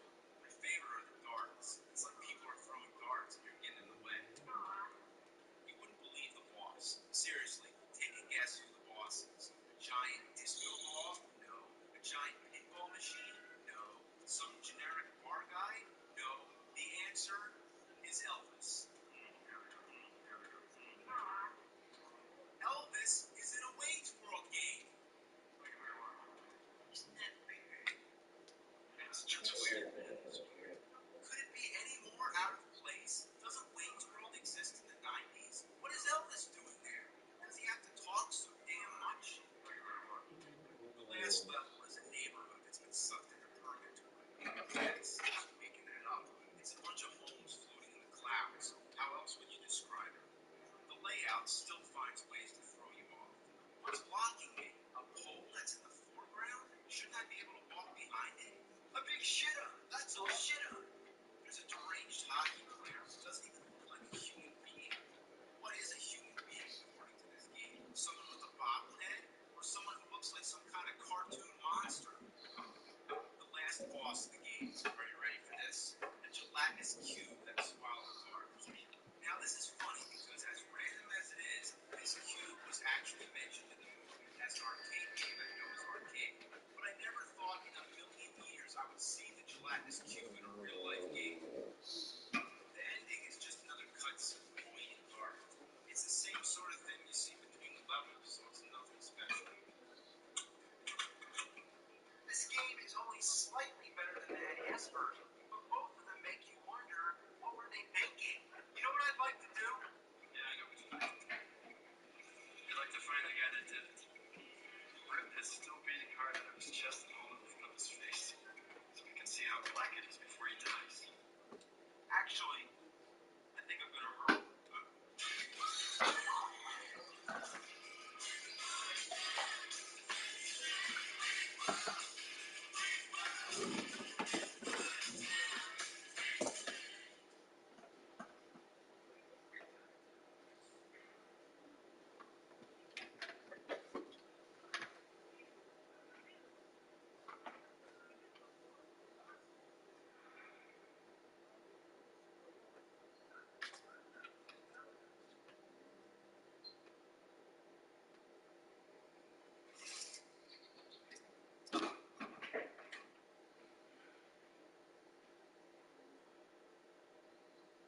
Malnutrition can impact patient outcomes.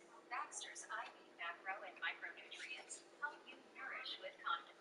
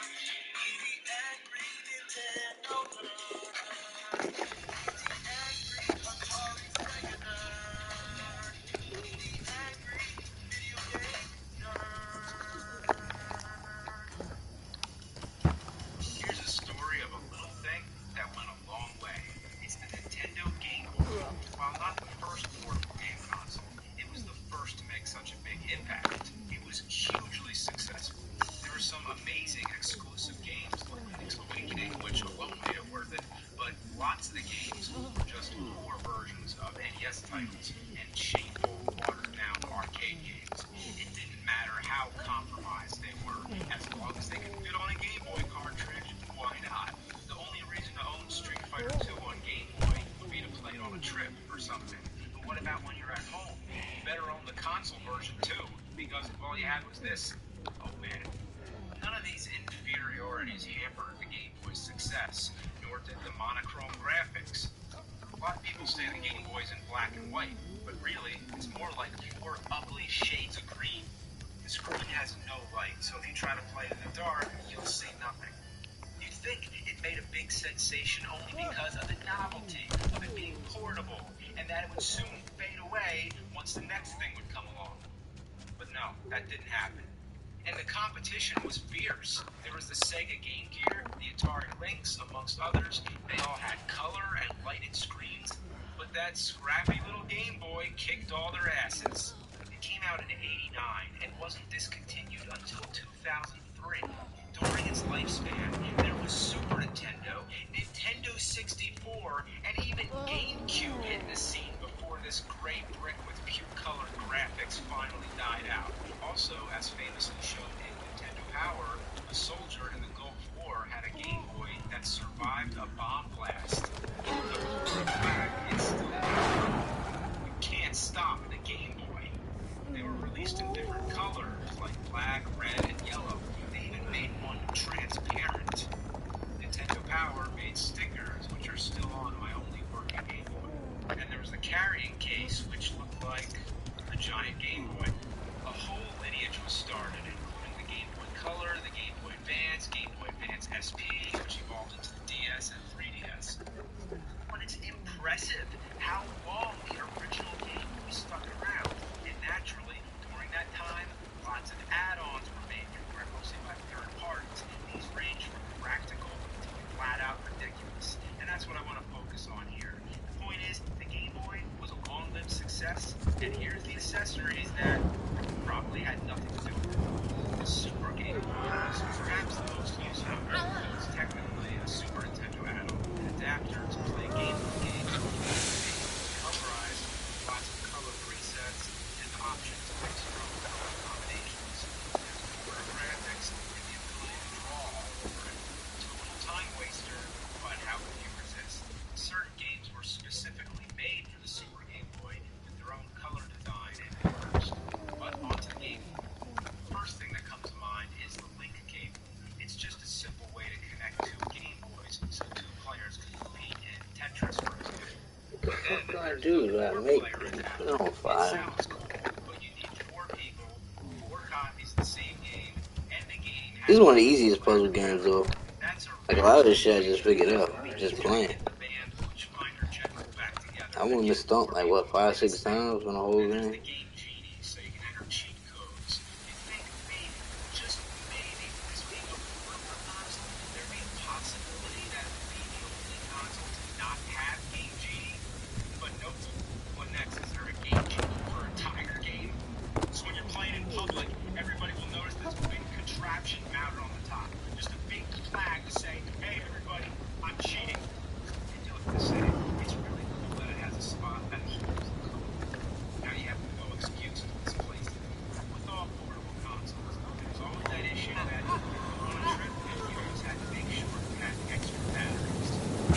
Fuck.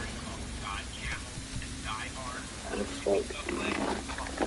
Did they turn off a valve somewhere or something?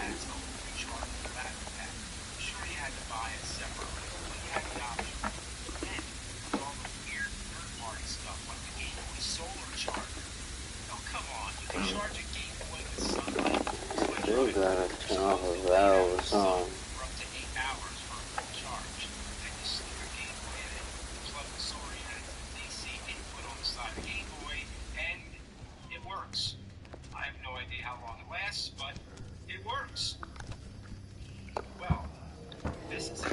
Get it. Solution right here. I'm impressed. So when it comes to charging a Game Boy, there's many options. Is there anything else I don't know about? Is there a Game Boy wind charger out there? No matter how you charge the Game Boy, the screen still looks like shit, and you can't play in the dark. Well, here comes the newbie light. So apparently it sticks to the top of the Game Boy. So you just clip it on. How's that good? It works. You turn it on, you dim the room lights, or even play in total darkness, and it does the job. But it takes the same amount of batteries as the Game Boy. So in total, you need 8 AA batteries. Damn.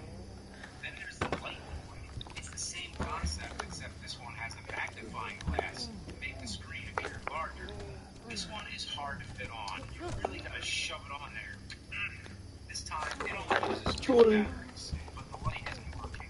Probably broken.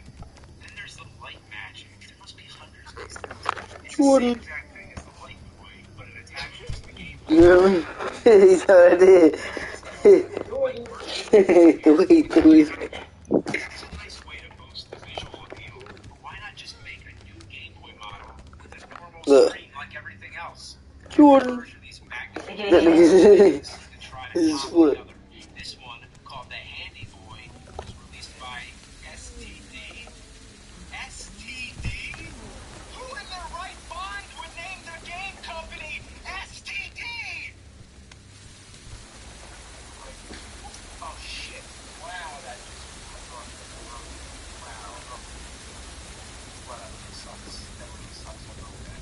It was fresh out of the box and it broke. Sure, it was old, but it seemed like it was hardly used. So I had to rush order a second one. This one I'm treating had Do I gotta put it like under me or something? in worse condition, but the amount of use it got probably made it less stable. This whole thing is ridiculous. Game Gear never did anything. Oh, never mind. The good thing about this contraption Nope. is that it requires no extra batteries. Bitch. I'm gonna have to look. Well, somehow it taps into the Game Boy's own battery power. The back of the box shoots a connector to the work on the side of the Game Boy. That's a DC input, right? Not an output. Is it both? I tried it, and as expected, it does not work. Not only that, but the Oh, I had to throw it over there on fire. Let me see. So this can't be right. Who knows? Maybe somebody out there has tried it this way, and it actually does work. Mine doesn't. However, there is another way to power this. Yeah, No! second option. Stupid. They knew it sucked. Well, I wish I didn't have to do this, but they're supposed to stick it in the battery slot and lay the batteries over it so the contact points in the batteries sandwich. Get in there. And guess what? It works. Like shit. The light comes on and off at random. I have to constantly jiggle it around to get the light back on, but it keeps going off again. The screen magnification is alright, but as you can see, my glass really needs cleaning. Then there's the controller add-on. What's the point of this? In case you didn't like the controller that was already there, it's funny enough. Why do you need this? Does it add anything to the game? Is it any better? No, it's fucking horrible. It's all stiff and awkward. Who would want to play it like this? The speakers are meant to amplify the sound. Caught it. Oh! Loud enough. That's what you want. Oh shit, man. I had to throw that bitch over and catch it on fire. Ah, I can't let it go.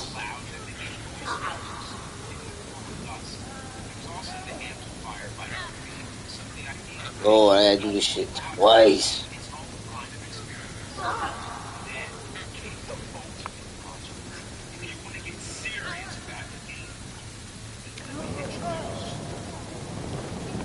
No! Fuck!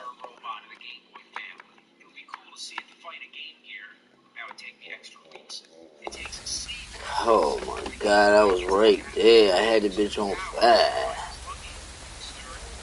God damn it. Okay, it's not that hard to throw it over. I'm just... Yeah, I'm pretty sure this shit gotta be on fire and I gotta throw it in that hole. I ain't the smartest man in the world, but...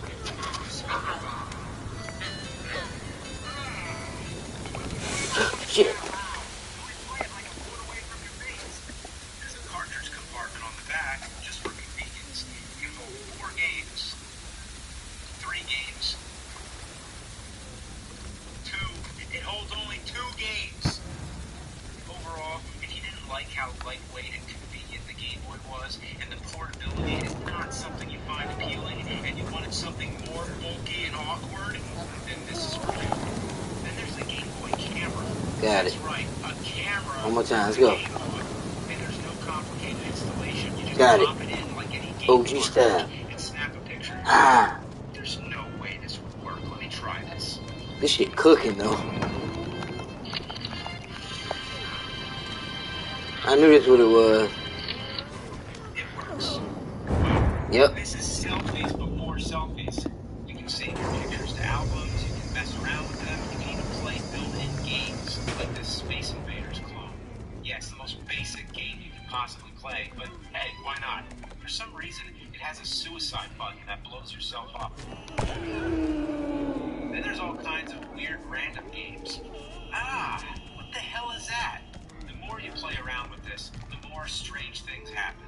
But basically, it's a camera that's a Game Boy cartridge. Oh, I wonder if it works on Super Game Boy. It does. Holy shit. But the camera can't work, can it? Oh my. It actually These niggas' works. feet smacking the But if you wanna fucking take a floor. It picture of sounds yourself, crazy. you have to turn the Super Nintendo around.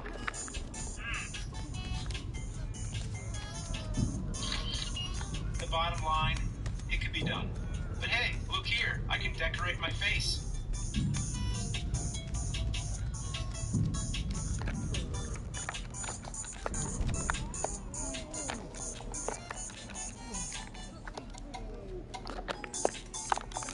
Now, this is too much fun. Also, there was the Game Boy printer. So if you want to print the pictures, yeah, that can happen.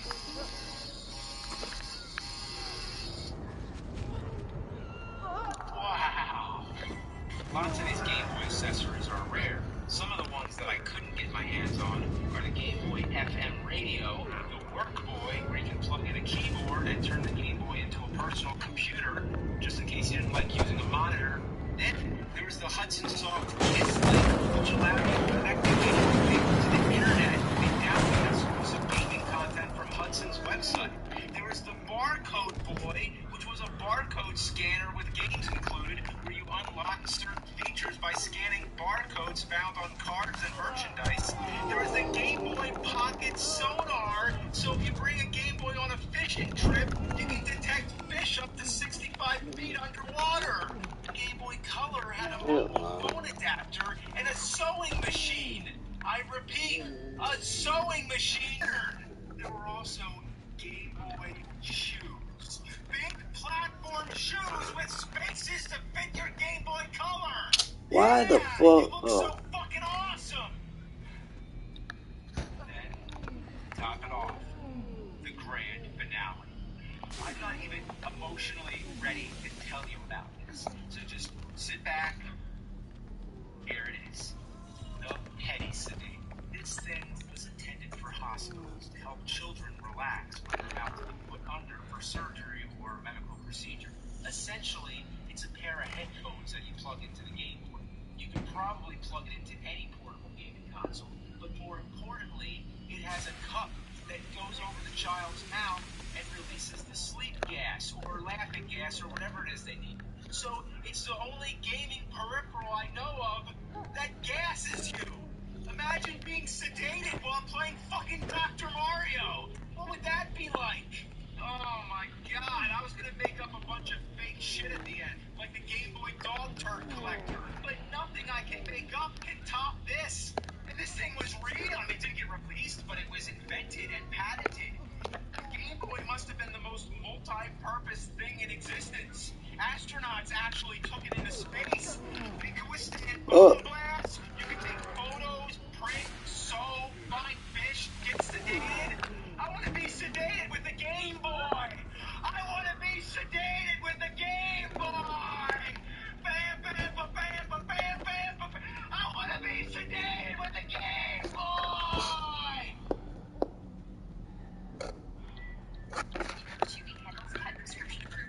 Oh, I'm trying to finish this fucking game. Just order online. They'll contact your vet for needed approvals, then ship free right to your door. Chewy, America's #1 pet pharmacy.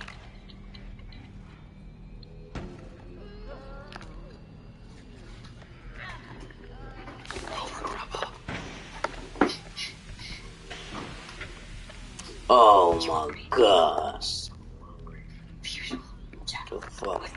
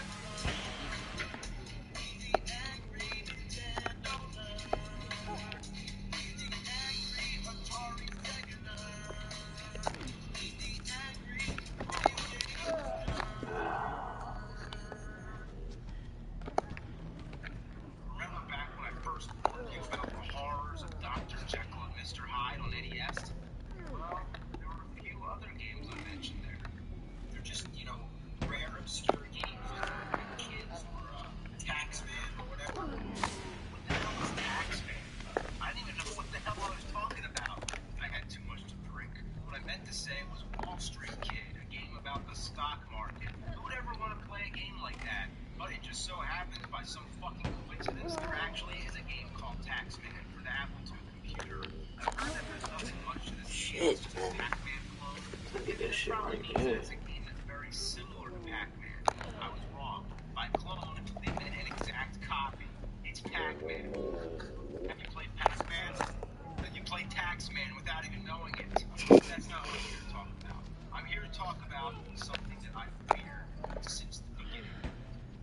These little Tiger, like electronic wrist games, those are better than Dr. Jekyll and Mr. Hyde. Have we gotten to that point now? Is it time to scrape the bottom of the toilet bowl of the whole video game industry?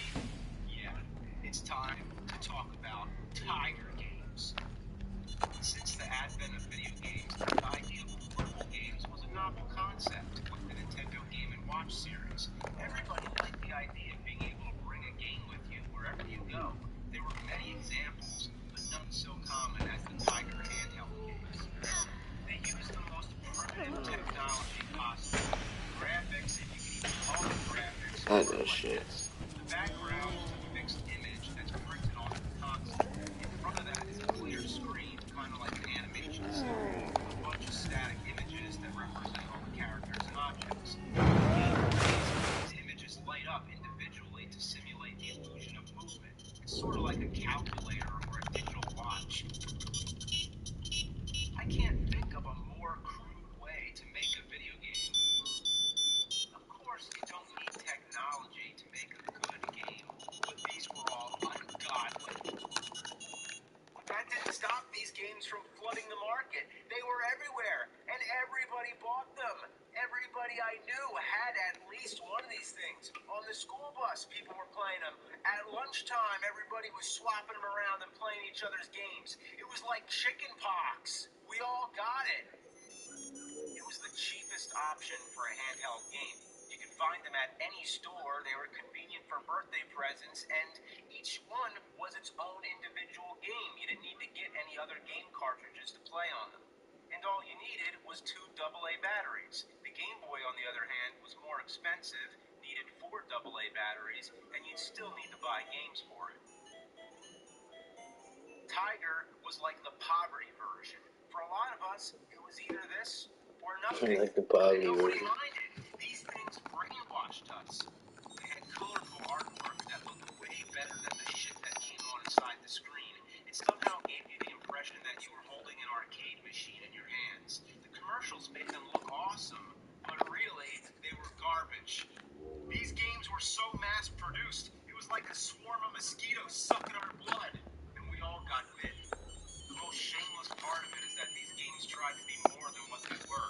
With this kind of technology, they could have stuck to solitaire or video poker. But no, they took it all the way and adapted action-adventure games. They took Konami games, Capcom games, Sega games like Altered Beast, Shinobi, and Sonic the Hedgehog.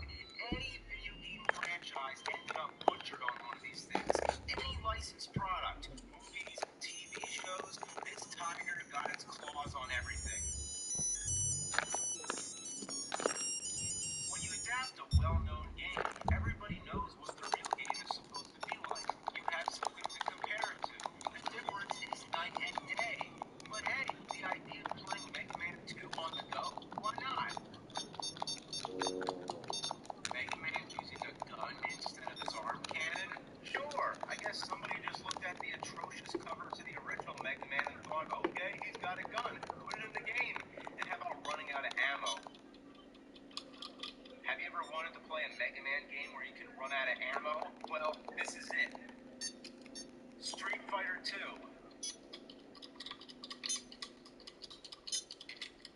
Really? First you have the arcade, then you have the home console versions, then you have the Game Boy version, and then at the very bottom you have the Tiger version. The only thing less than that would be using your imagination or playing the board game. But even that was better. How about the TV shows like Dinosaurs? By the time you procrastinated long enough. 2 hours, nigga. Remember that shit? How about the Tiger game? Play as Michelle, I think, going around slapping high fives. Inanimate objects.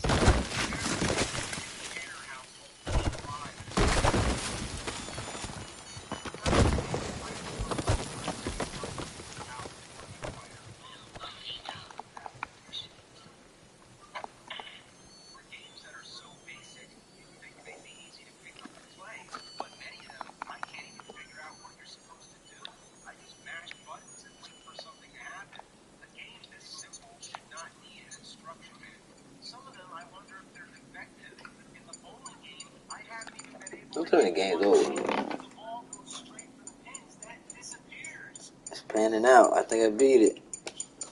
This is only like the third game I ever beat. Controls a lot of times are counterintuitive.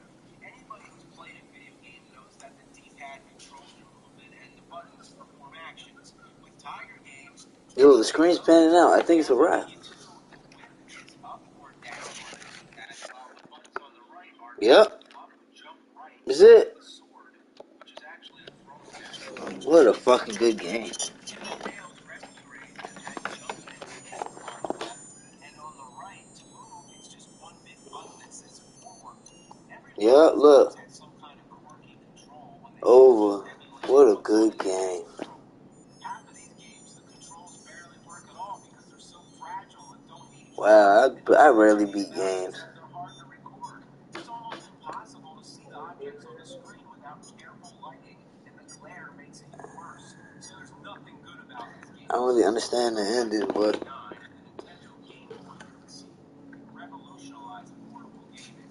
Yeah, the games were black and white, there's no backlight, scripts, no art to see, but the games were like real games. It was closer to having a mobile NES. You'd think this would be the Tiger Killer, but no. Other game companies like Konami released a lot of their own games on handheld devices like this, but most of them died out when Game Boy became popular. Tiger, on the other hand, continued well into the 90s. In fact, I remember these things being more common in the 90s than ever. They were pouring obsolete games into stores, and we were still buying them. They wouldn't die off. They were like cockroaches. By giving people a cheap alternative, they managed to coexist. Hello, everyone, and welcome to our review of the TCS Online. It tells us that both Jose and Maria are per week during the school year. So that would be, and his tuition and fees are $5,180. And they go on to tell us that they have family club bridge income option from the 2018 $100 for 2-bedroom units, $150 for the 3-bedroom units, and $200 for the 4-bedroom units. And the Garcia family is applying for and hoping to qualify for one of the 3-bedroom units.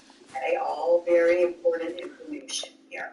So why don't we move on and start looking at the individual sources of income, going through the calculations, the amounts that would be recorded under Part 3 of the TIC that we've provided you there in your workbook on page 38.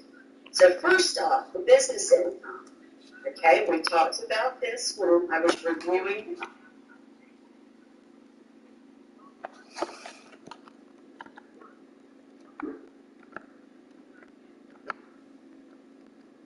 the information. There's the gross business income. There's the net income to the owners. And remember, when it comes to business income, as described in paragraph 5-6H, chapter 5, at handbook 4250.3, it tells us that we're counting the net income from the business. So you shouldn't have done anything with the gross amount. We were taking the net income, and as I was saying before, we are going to anticipate that 10% growth that they've reported. Okay? So in doing that, our calculation would look like this, where we've got the net income.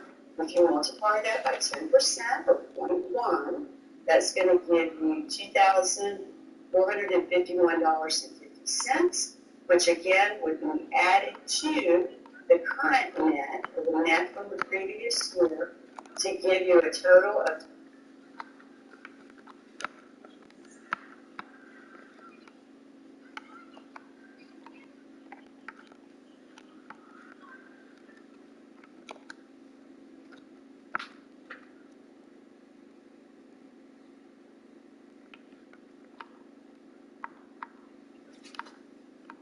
$6,966.50. So that's the amount that would be reported on the TIC as the employment income for this family. Okay, let's move on to the next source of income. Jesus' employment income. So we were told in that paragraph that Jose and Maria both work at the restaurant. So the net income from the business is what we're going to attribute to them. For Jesus, we know that he is, look back here for a second, he's 18, okay? We know that he is a full-time student, so that makes him a dependent because he's not the head, the spouse, or the co-head. And we know we've got an exception to the rule for counting employment income for the dependent full-time students age 18 and older. So we're just going to be counting 480 of his employment income based on that rule and based on the guidance from figure 5-2 on page 5-8 of the HUD handbook. Okay? All right, so let's go on and talk about his financial aid. We were given information about a scholarship that he receives from the Rotary Club. Okay, $2,000 per year. Tuition and fees are $51.80. But this family is not receiving any Section 8 assistance. So if you track back to paragraph 5-16 of HUD handbook, 4350.3, revision 1, it tells us that without that Section 8 assistance, no student financial assistance is going to be counted as income. So for that reason, we're not going to pick up any of his student financial aid, and you wouldn't even need to enter that on the tip. You're not going to put any $0 amounts there, okay? So just understanding we're not going to be counting it. Next up, we've got Carmen, the 16-year-old, 14-year-old daughter's employment income. We're not going to be counting it.